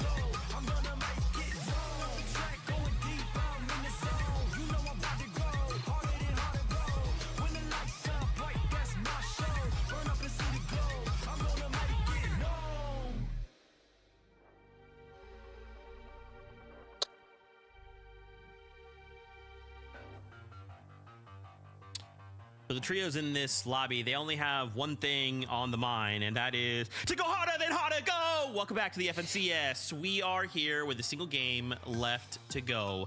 It's a win and you're in, get a VR, straight to grand finals, or end in the top 5 in consistency, which is basically like the top 10 when we're looking at the standings, but we'll spell it all out for you when the time comes. Guys, a single game left to go. We wanted to talk about Donnie and company. These guys are putting on quite the show. Seek Joji, they're kind of going crazy. 205 points, which to me feels like a really great place to be going into that last game, as long as we don't make any mistakes, right, Kelly? As long as everything's cool, everything's chill, we just keep doing our consistent thing, we should be in. Yeah, as far as mistakes go, I haven't seen too many come out of this trio right now. They are playing the low ground so well. There was a moment there where they're kind of playing the low, sticking to the front side, and they were ping-ponging back and forth between Storm and Zone, making sure that they are taking as little damage from players and kind of foregoing, instead going towards the Storm damage instead. And that allowed them to be able to survive this low ground for so long with practically 0 mats, Vivid. Yeah, I mean, incredible stuff for them. I feel like every single time we kind of tune into an end game, it feels like Donnie's like that solo that's just left alive, trying to pull up some incredible clutch like every single time. And for every single time, it kind of looks possible, right? He's really doing his best, putting up a fight in every single scenario right there. So incredible stuff out of him and all of his efforts. And of course, his trios as well are going to be putting them in 3rd place on that consistency leaderboard. So they should be sitting pretty comfortable, I would imagine, at 205 points going into the last game. Yeah, I mean, you know, we only had one kind of questionable game, right, which was their first game. They came in 14th place, no eliminations. But, you know, again, I'm kind of curious to see, because you kind of mentioned the fact that Donnie's left alone. We've seen them a couple times now being like a duo situation, and then, yeah, it kind of goes down to Donnie. So I would love to kind of see them, like, sure up whatever that is going into grand finals, right? Because, look, we're playing for a global championship spot, right? Like, we got to make sure we are playing at our absolute peak going into the last game. Now, of course, as we look, 124 points is 11th place. So that, think about that as like 6th place, okay? Think about basically if we end in the top 10, that's our top 5. So the difference between 10 and 11th right now is only 2 points. And then from 10th up to 9th, obviously the 161 to 126. So it's gonna come down. It's gonna come down to the wire here for a lot of these trios. Yeah, especially with how top-heavy the top of our placement leaderboard is, you know, from Clix's trio in 5th going down to even Skittles' trio down in 8th place. They have such a bigger jump than what we see Noisy, Creon, and Tony in. Honestly, there are so many trios that could easily take away the 10th place spot. But I think as far as looking at Skittles, Dash, and Bryce right now, they are sitting relatively confidently in our 8th place for the leaderboard. And as far as they're playing on the low ground, this is, you know, something that we kind of expect to see out of them. Bryce is an incredible player. I've been watching him for so long, especially back when it was Bryce and Bolts, and I kind of like to see that Bryce is locked back in, and we're starting to see that now in these games over the last few weeks. They haven't been exactly where they want to be, but I think that they're starting to kind of heat things up. But is it too little too late, Vivid? Yeah, I mean, they seem to be sitting pretty comfortable as well. We've talked about a couple of trios that are kind of doing well on that leaderboard. Now it's time to talk about a trio that I think a lot of us would have expected to be doing a little bit better right now, right? Muzz's trio right now kind of struggling, not even in that top 10 right there. So they're going to need an incredible last game, whether that be just, you know, 2nd place, a lot of eliminations, or of course that guaranteed win qualification going into the grand finals. But with that being said, there's going to be a lot of other teams also kind of looking towards that win, right? Anybody kind of lower towards the, you know, the back end of that leaderboard. I mean, yeah, Muzz right now is tied up with Noah W Plays for 102 points right now, which is well within reach of being able to break into that top 10, but there's just only so many trios that can make it into the grand final. Zeke, at some point, we have to cut it off. Yeah, that is tough, but just think, right? If someone in that top, like, 10 gets a VR, then the whole lobby is going to go up a placement, right? So the game's not done. For Muzz and company, we come in right now, we just have a really stellar game. We could look to potentially make that top 5, but anything goes. One game left to go. How does it all end? Let's find out. Casters, over to you. I don't want this to end. Let's just do another 5 games, but it is here, Monster, the last game of the day. And honestly, the implications of what could go down, going down early, getting a few more eliminations, winning the game could just change up so much. Yeah, well, luck for us. Tomorrow we got Group 3, so it's not over this weekend just yet. But yeah, you know what? The biggest difference is going to come down to this last game, so let's jump on the battle bus. Group 2, Game 5 is about to conclude. Here we go. We're kicking things off now, Jacob. And, you know, I was starting to think about the point threshold. Essentially, you're hoping a team in that top, like, you know, the 200-point threshold range, one of those guys win a game. Because otherwise, it is looking like a mile and a half between 190 and everyone else down below. So, realistically, at this point, I think those top positions are pretty secured, and you might be fighting for 2 spots. And I see it right now. I see one of the best drop spots on the map. Formerly a Batman Joe, Zax, and Slepsy. Brutal boxcars, uncontested. I was thinking, who might move over there? There's so many still contested fights going on, and now one of the best spots opened up, and nobody's gonna take it. And with everything on the line right here, Jake, Doggo, Oakrun, they have to come out on top in this if they want to keep their FNCS alive here this weekend. Oh, that's one down already. Jake falling to the hands of PhD. He got the shotgun first, put some significant damage down. Phaser hunts down Oakrun on the backside of the zone there as well. And all of a sudden, Lone Wolf player looking to get cleaned up pretty quickly here. King's got the last player. I thought he had in his sights, but it seems like they just lost him for a second there. Delta, ¿cómo van? Look at that. They're back like they never left. You know what? That's going to be a huge upset for everyone else in the lobby. We just talked about how much of a difference maker they were when PhD, King, and Phaser in the lobby. Those end games looked way more contested, if you will, because they're a team that's they don't stop the action, right, on all the layers. They clearly know how to handle themselves. So this is going to be a very good game now, given that they're going to be in the lobby.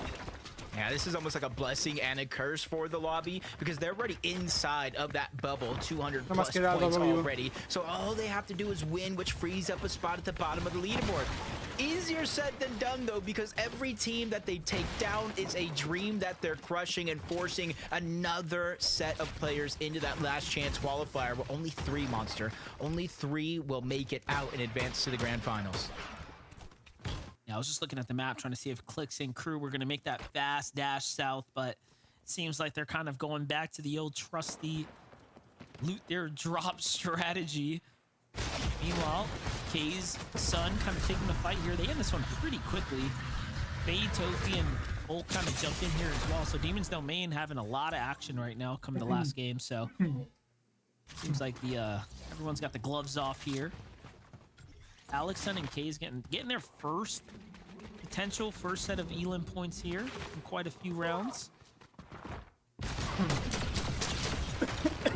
Nice, because Tofi hit a nice shot underneath. He takes on a good amount of damage from the second one as well if they can somehow close out this 2v2, but Suns is there. That's the 3rd member of this trio closing in on this distance and giving them a huge numbers advantage in this fight. Couple Sentinel pumps going down, passing around the Chug as well. There's big pots, so that earned the game damage that they just got. Monster out the window, no longer in existence. Yeah, I was gonna say the the ambush was their best bet there, kind of evening things up a little bit, kind of slowing one out the fight, but yeah, Alex Tung's team might just respect it and put it all on the line for the dub now. Now, I gotta say, seeing that Super Sprite make it to the end game last game was definitely exciting in the hands of Muzz from the high ground. Super destructive, but it's one of those things like, how do you justify carrying that? Clix deberían de ganar esta partida. You kind of can't, right? You want the mobility in most cases, but that high ground with that laser is pretty strong.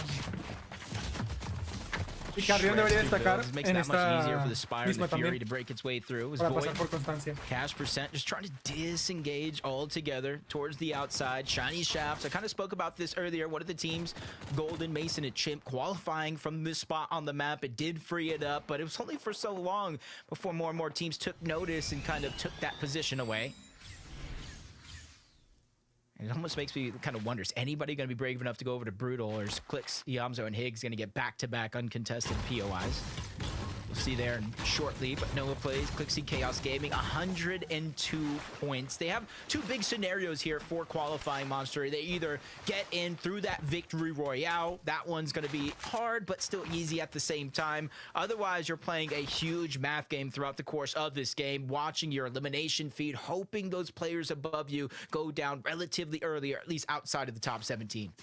Yeah, that problem is there's like 60 points separating them, so they really need to get that team that was holding fifth kind of out of the equation. Otherwise, I mean, the gap is pretty significant, and it's going to require a huge end game for most of these teams. I mean, even Creon, Tony, and Noisy, although they have, you know, mathematically better odds here, it's still quite a stretch. It's not going to be easy by any imagination.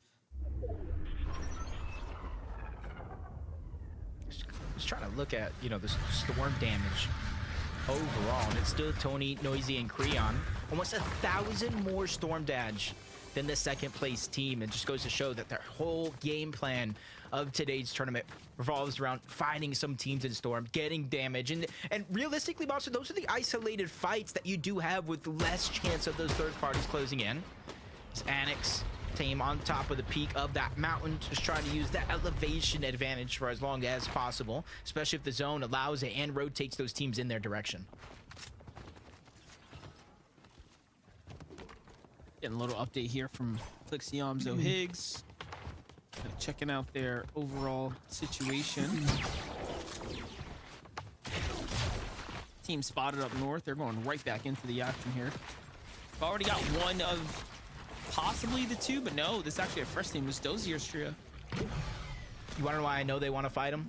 That Superman sprite in Higgs' inventory. That he's going to use that to break through some of these builds and try to get damage that much easier. It's already started the fight, getting that first knock on the Dozier, and you're seeing both of those remaining members of that team disperse into two different directions. One towards the resistance base, one all the way towards the north. That way, if they do get chased down, that kind of ups their chance at survival. Maybe one of them's able to get the reboot cards on back. We'll figure out if they can even get their first teammate back here shortly. En Zotac, qué rollo. Another standoff here on the outer edge. So Creon's team kind of gave up their position to chase even further, and now there's another team watching in the distance, getting ever so closely. We just got to finish this fight quick. Face the wrath of a new team right now. There it is. They start to turn online here. Oh, it's Degen's team is down on the low ground right now. Yeah, it might be Degen, Slate, and Jerry, and you're seeing them trying to separate themselves. They probably heard the footsteps, the audio visuals of that third-party team closing in, so they're just trying to move their way on out.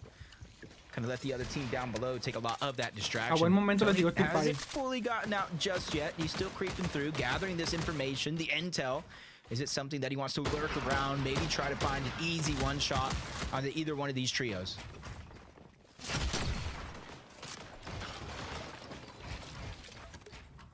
Nice little tag right there.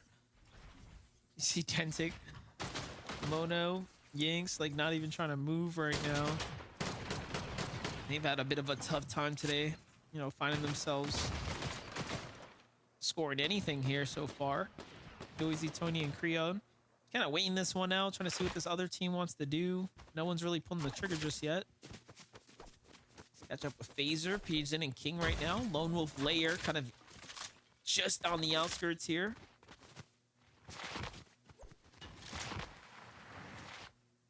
Just wondering, is that the same solo from the beginning? Chances are it is. And then, what are the odds he has both of those reboot cards in his inventory, having to wait there for as long as he had up until this point? As it does look like King, Phaser, Pigeon rotating over towards Brutal Boxcars. That Spire is up for them to try to get not only XP, but the amount of loot that you're able to get before they continue to rotate towards the south, because that's exactly where the zone is pulling yet again. Tan a gusto, chat. Yeah, gotta get moving here. But they're playing the outsides. They're looking for teams so they can get some damage right on these outskirts here. Use those late movers. Dash, Bryce, and Skittles. La misma, la partida la puede ganar. That third overall Bien, puede ser Visuals, trio in the King, lobby who's played Clix, so exceptionally well today so far. Just keeping us in the running.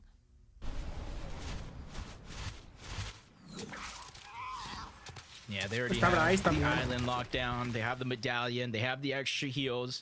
And now they're setting up. It's almost similar to what we've seen in Group 1 with Aegis, Acorn, and Pollo in kind of a line formation. 2 different surge towers. They're using the island as well just to give so much elevation advantage. And they're basically at the edge of zone, knowing all teams are going to have to rotate to them. So as long as they wait, be patient, they will have those opportunities. Clix, Higgs, and Yamzo just get torn apart. Higgs dropped down to 97 HP. Clix knocked all together. Yamzo's just trying to be the hero. There's only so much one person could take, especially with the Superman Sprite beaming its way through those builds. That's Muzz. We saw them earlier on in a contested fight to start the tournament off. Remataron a Clix. Shadow, Shadow Sphinx holding it down so far. 3 contra 2. Muzz having a reset. Vamos a ver si puede el Yamzo y Higgs hacerse el Twitch. Already kind of falls right now, so it seems like they rotated.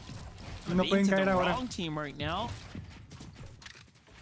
Yamzo Higgs likely want nothing to do with this. They definitely have picked up the card. We talked about pueden hacer nada sin agarrar la tarjeta, dice. Superman Sprite coming into handy, but it's almost as if Higgs is not even conditioned to use it. There it is. Now starting to think about it, but no, this is actually Muzz's trio who's, clearly comfortable with utilizing it. Muzz seems to be a favorite of the lasers. Yeah, they're going to be pretty good with that.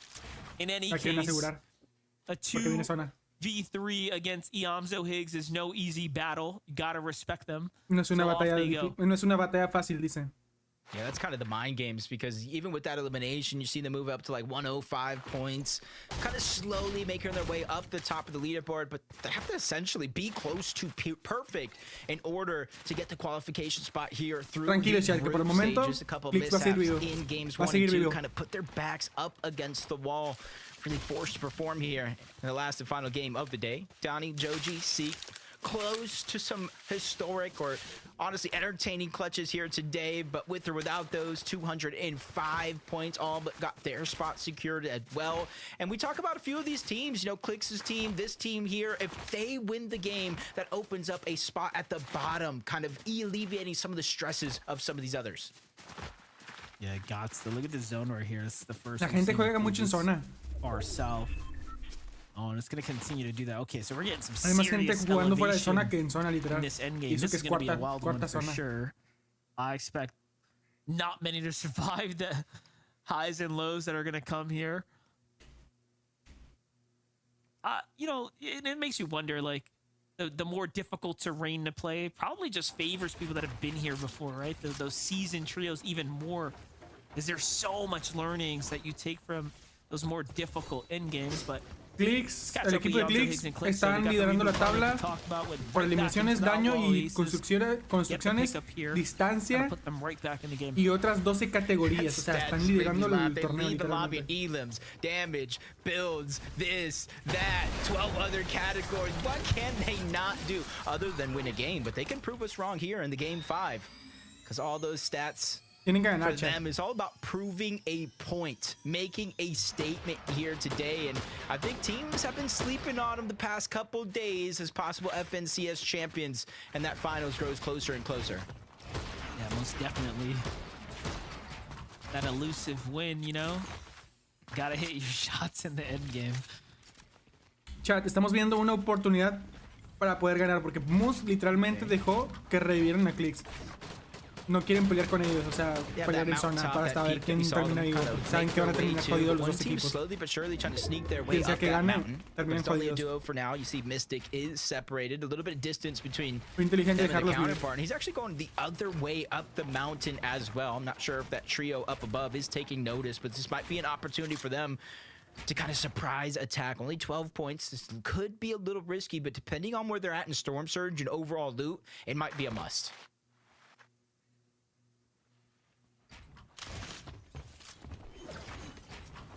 I mean, I respect the decision to also just kind of wait this one out. Like, look at all these teams on the move right now. Monty, Scuffies, and Cole, like, kind of talk about, they have a real chance to take a qual spot right now through consistency. A player right there.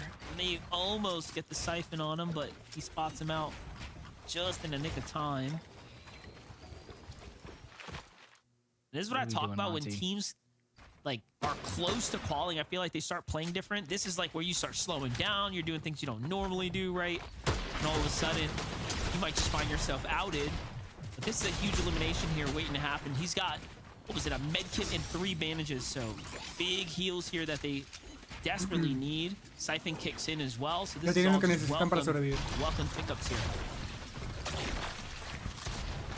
Kind of seeing the lobby being plagued right now. Anda, le están peleando en zona. Activity early on. En la esquina del mapa, chat. O sea, están peleando contra un macaco. Elimination. Not too worried about their rotation. You see a lot of mobility in their inventory, but the bottom of that bunker, I talked about it early on, you do have that free rift that you can take. And where the zone's pulling south, they can easily take that rift, stay out of zone, and just rotate all the way to the slow side of the zone. But you're seeing how they were able to get that elimination. That team thought they were trapped in there, but they were able to fight their way on out and pick up eliminations. Yeah, this is how you do it. You know, time and time again, you see teams kind of play the bunker very passively, wait it out. But now when you got Higgs and Yamzo just ready to push out, find their tags in the process. Creon, Noisy, and Tony make their way out of the zone here. They spent a lot of time in that storm. I'm just thinking back to that Cease Storm Sickness play now. Spent the first 4 or 5 zones in there and just couldn't make the distance. So Tony's team's got to be on the timer at this point. Yeah, or at least at the bare minimum, I hope they were proactive enough to start to really change certain aspects of their game, realizing how long they're staying in towards zone, because that would in itself take away a win condition of being able to take it to heal off if they took too much damage. And since they're already rotated over towards Demon's Domain, I hope they've kind of learned as each and every single game is passed, even though they're barely above that damage threshold. At least they're here in zone. They positioned accordingly and have a chance to look out into the distance and try to target some of those teams for damage. Yeah, Storm Sickness is basically AKA you spent half of the total game. Están sacando adelante la partida, pero tienen que seguir peleando. Not feasible. The game just cancels you out. No hay nada por curas. Lo necesitan. Clix, Higgs, Yamzo on the rotate right now for Elim, so son como unos 130 metros. Like they never left here. Pero es para arriba, está difícil. And we talked about these mountains that, you know, they're going to start affecting this end game. And look at this move that they got to make up and over. Luckily, no teams are kind of perched over to see downwards, but it's costing them material, misformed charges, and all types of other resources now. Just a moment of silence right now. This is a team you do not want to be rotating next to. 227 points, well inside of the bubble, and a team that is not scared to go for high ground. We've already seen it a few times today. And if you're one of those teams that's barely in or outside of the bubble, I would steer clear from this rotation. And that's Tony, Noisy, and Creon just towards the right, rotating in tandem. And it's going to be a far rotation, and it's going to go up a few different mountains on the way there. Got a little surf cube in hand, so you can just tell that they don't have exactly the type of loadout that they would like to take into endgame, but PhD leading the charge with that surf cube, getting the most out of it. Meanwhile, quick update for Donnie here. 205 alongside Joji and Seek. No elims this time around, but plenty of damage on the board so far. One of the furthest to rotate here once again. Seems like they kind of enjoy being in the back of the pack. It's a team in the water trying to rotate. Something's better than nothing. They just got to be careful. That's a team that kind of like landed, stealing the southern portion of Demon's Domain's loot. Everybody's still trying to figure out where they're going to make their way up the mountain. You're seeing a very kind of even elevation change for the most part. And I think for this next couple of zones, the entire lobby's got to be crossing their fingers right here. Don't go north. Don't go north, because that will be a roller coaster of emotions. As Yamzo and Higgs just pick up a few more eliminations, kind of ending runs in this group stage, forcing these teams essentially to go through the LCQ. La refresh que ocupaba este Clix ya la tiene hecha. They get much more materials essentially delivered to them now, so it's really the key position and time to kind of get these eliminations. This is tough for Clixy, Noah, and Chaos. Séptima zona, ya casi acaba el torneo prácticamente. The zone's gonna pull far west.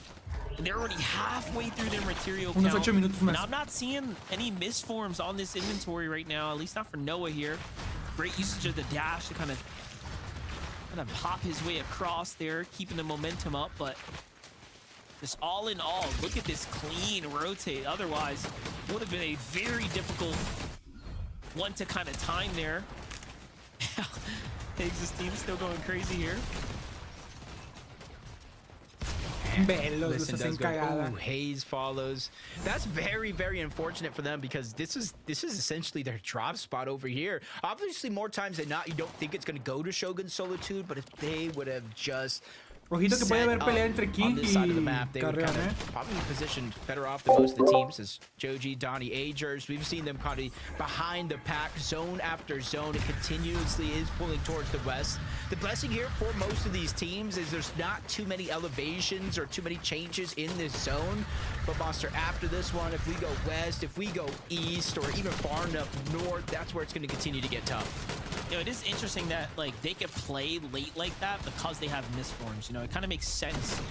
Pressure comes in, we just form out, right? We get into a whole new like 50 meters across. Fíjate que Moose está de manera discreta en una esquina de la zona, pero muy bien plantado a mitad de la montaña. To the point to where they pull out the med miss there. Creo que tienen mucho surge como para aguantar la partida porque no tienen, no buscan razón de pelear literal. Meanwhile, Creon gets taken. No, ya perdieron. See where Joji's at. Their tournament's gonna go in and come to an end. That's a big elimination. ¿Será que no pasaron? Ahorita vamos a ver. Creo que no pasaron a grandes finales. They're literally stuck, hoping and praying. Everybody below them on the leaderboard goes down. And then everybody above them, any team above them for that matter, somehow wins because that'll free up the spot on the leaderboard. Dash, Bryce, Skittles, that's one of those teams that we are talking about. Starting this one essentially in 4th place when it comes to that consistency. Leaderboard 8th place overall. They just need to do enough to hold on, but it's only the top 16. Only one team of placement points have set in. And now Scuffy's, Monty, and Cole. This team is 5th on the consistency leaderboard. So essentially they are setting the line that teams need to follow. No, what's so nice about that wide shot, it just gave you a true visual on like how the best teams are elevated up and over the most treacherous areas. And you know, look at that, they just know to be away from that low ground congestion. You just don't want to be down there. But the rotate starts to come through. Somehow though, at the front side of the rotate, Shadow, Muzz, and Sphinx have managed to find themselves still standing in this game, kind of recovered from the fallings before clashing with Team Clix. High ground's got Rogue, Zip, and Polis right now situated up. Big commitments here through material counts as they start to kind of de-escalate their way through this zone here. But this is the Canyon Crossing. It's called that for a reason. They are way up top there. It's just a struggle, and kind of like you said it yourself, investing so many materials. It's only the 8th zone. We haven't had too many drastic cutbacks just yet. 206 and counting, over 1,000 damage for Dash, Bryce, and Skittles. Just continue to focus every team. Those audio visuals, if they see a footstep in that direction, they just kind of let it loose. But you can see Skittles on 83 medium ammo bullets left, and they finally target out the high ground. Polis, Rogue, and Zip, they get shot down, but luckily for them, they do have the misform, so no fall damage for them. You see Higgs kind of double stepping, hesitating for a moment. Is this the time? Do we take high ground, or is that zone too early? Va para arriba de las, no, va para arriba de montaña. Esta partida está muy rara, o sea, es como la tercera partida donde sube una montañita gigante y todos los, literalmente todos los equipos se mueren por eso. Dash ha muerto. Murió Bryce, queda Skills. The finishes come through from the other team on the other side of the wall. That is unfortunate timing for him, but hey, little delivery for him there. He's trying to get that med miss. Needs to get the la tiene difícil, form as well. The pressure starting to come through. But look at this, Clix. Higgs, the arms are now positioned up over some other teams here. Looking for their next refresh. Se murieron del hambre. Nice pickup. Insta misform as well. Chat, quedan 14 equipos, 33 personas y es novena zona. Está cerrando. Prácticamente va a ser la 10ª en este momento. Listo. King, Phaser y PHC están muy bien asegurados, están sólidos. También el equipo de Clix están buscando muchas kills, o sea, por constancia van a salir adelante o por win. También tomamos en cuenta que Moose sigue vivo, pero ahora es pelea de Moose contra Clix prácticamente. Están dominando el high. Prácticamente esta partida debe de ser de Clix. No pueden vender el high. Pero están buscando kills. Mataron a Phaser. THC. Y creo que también lo mataron aquí. Sí. Y chat. Y en top 12. Top 14 creo que quedaron. O sea, habían muchos dúos prácticamente. O solos. They need these points. They need to maintain just enough consistency here. Ah, no, King sigue vivo, chat. Va a hacer un solo clutch. Straight ambush from behind. Esperemos y sigue. Creo que a couple more eliminations. Cautious there on the other side. You're seeing Skittles hesitate for good reason. Zone's cutting on over. He doesn't want to end up in a fight at the backside of the zone overall. Zip still on ultimate high ground. He is in the clouds waiting for his team to give him the AOK. Skittles going up. Algunos equipos ya están tomando high. Están viendo que la zona va para arriba. Están buscando tomar altura. Clix que hace su solo clutch, pero a ver cómo puede. Chat, están sólidos, literalmente están sólidos. No tienen muchos max, pero están para sacar otra kill. Mus contra Clix. El equipo de Clix está peleando con el de Mus, así que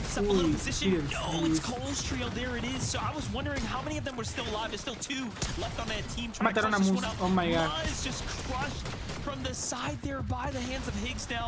Shadow goes and picks him up. He tries to play a side angle, breaks into the vault, dashes behind, just past Clix in the Omzo, cleans things up there. Meanwhile, Donnie and Seek listening to it all go down. The Omzo finally falls down. It was just a matter of time there. And look at the siphons start to add up here. ¿Ha muerto Sphinx? This is a creo que ya murió Mus, ¿no? game right now. Surely they've gotten enough points. It's going to come down to the win, though, for these other teams that want to go straight to the finals. This is all or nothing for Polis. Yeah, it potentially is. The other two's got their spot secured just for staying alive long enough. Scuffy's and them started this game on the line. You got to think a third place, if they get it, is going to be good enough. So we're essentially watching Zip. We're essentially watching Rogue. The tournament is on the line, but Donnie from up above. No manches, tampoco ha ganado. He takes them down. Por puro pedo pasaron, chat. But again, Monster, they might have just been gifted. Somebody might have been served a grand final spot on a silver platter because they were already in the top 5. Donnie does it again. He most definitely has manipulated fate. They had a lot of points. They were qualified to finals. Whether they won that game or not, the fact that they win means they open up a position, but they pull that other spot away from Polis's trio, whom, by the way, surely did not have enough. Jacob, you couldn't have wrote a better endgame for someone here who's gonna get the 5th overall most consistent spot. Normally, I say I'm good at math, Monster. Normally, I say I'm probably one of the best. I carry the 1, I multiply the 2. But this one was so close, and it got even closer by the fact that they won, which opened up a spot at the bottom. Donnie went up, he went over, just spoiled and squandered any chance that Zip had to continue that high ground and run away for the heal off end. But congratulations, Seek, Joji, and Donnie yet again. Honestly, Monster, at this point, with how well they interesante, no estuvo chido, pero estuvo interesante. Yeah, listen, we need to see this team up there. They played very well, and it just yo, como dije, King iba a ser por constancia y tal cual. Yo pensé que iba a ganar en la tercera o la cuarta, pero tristemente fue constancia, o sea, sacó el top 3, top 5, top 4. Wow, o sea, muy buena como quiera. Si este formato hubiera sido por constancia, hubieran ganado tal vez. Jacob, great games today, and the next time we'll be seeing them is tomorrow for group number 3 as well. Donnie, Joji, Seek get themselves the victory royale. We saw Donnie come close a couple times, right? They kind of had those top 5 moments time and time again, but finally they lock up the victory royale. They go ahead and say, Zeke, we'll be seeing you in the grand finals. Yeah, to get 2 second places during the group stages. You know, I know everyone says that the group stages aren't like real set lobbies, but that's still pretty impressive. And then to round things off with a victory royale, that's chat, vamos a ver la tabla por acá. To see. Big shout outs, of course, to this trio right here. And honestly, Donnie, Joji, Seek, like we said earlier, that this is a trio, all of them individually, we have heard these names time and time again. Johnny, this might finally be the trio where we see them kind of climb up the leaderboard and break into our top 10, top 5. And obviously that's where they want to be, Vivid, because that's where the global championship tickets are. Chimp. Yeah, I mean, obviously today is Muy all buena about, también. The victory Top royales, 4. and then we got the Visual consistency Price leaderboard. Of course, Aminicious. you're gonna find De yourself hecho, on creo that que este es el consistency primer leaderboard if you presencial are de finding Aminicious, si mal no consistent. estoy. And what's more consistent than feeling like it's like deja vu? Every single one of these Clix, end games top has 6, obviamente, Donnie fueron los más alive, constantes. trying to clutch it up in some Top sort 6, of top 10, 1v2, top 2, top 8, 1v3, top 4, 1v o sea, something. It muy just buena. felt like it was on repeat today. Pacer, King, And what PH, Sin, better Chat, top way 7. to kind of end the day out with him También por finally constancia, kind top of 3, making top it 4, happen top 3. right La there. hicieron Yeah, muy like bien. Jacob De hecho, mentioned fueron... right there, somebody might have been Nada más por gifted kills a creo que grand quedaron finals abajo. appearance on a silver platter, depending on how that Sí, leaderboard porque shakes up. We'll get there in a second. First, let's relive those victory Bueno, sí. royales, right? Simplemente Who fueron got them mejores on the el equipo de day? Clix. As we remind ourselves, King here's a quedó top nice little 7. graphic. Maybe you're Monty tuning ha in, pasado, maybe no you sé just quién got es off este work or something, personaje. you just watching, you stopping by. Here's a Bueno, little es un recap pro, for you no sabía, guys. no In lo that last conocía. game, obviously, we saw Dash, Seek, Bryce, Donnie Spears get han themselves pasado. the victory out, but it Y started este equipo que with también visuals, pasó. raids, Chat, and minish, Moose se getting that quedó... VR in game number 1. And of course, guys, we can't forget game number 2. Ok, prácticamente de recapitulación, la gente que se ha quedado fuera fue Moose, Shadow, Spins, Noah Plays, Noisy Carrión y Tony FV no van a poder representar México en esta ocasión en las grandes finales. Se han quedado afuera también. ¿Quién más? Poyus se ha quedado afuera. Por aquí debemos de tener a otros mexicanos. Por ejemplo, mira, acá hay Jarifar, no sé quién, QK, que este creo que sí lo conozco. Este es mexicano, sí. Este es un pro emergente prácticamente, es una promesa. Y por aquí debemos de tener a Jake. Mira, acá está. Okaru, que viene siendo una persona que ha destacado demasiado. Creo que ya tiene unas grandes finales jugadas. Tristemente han perdido el spot. Quedaron 1-4 contra King. King literalmente los amasó, o sea, 4-1 los dejaron. 6, esta persona pues es un pro de los primeros capítulos prácticamente. Y nada más, o sea, ya los demás son gente pues random prácticamente. Que han perdido los spots y pueden ser cheaters probablemente. Pero así quedó este torneo, chat. Chat, voy a pagar un momento solamente para volver a prender el stream y vamos a jugar unas partidas, unas scrims. Así que nomás solamente denme un momento para poder poner la transmisión de vuelta, ¿ok?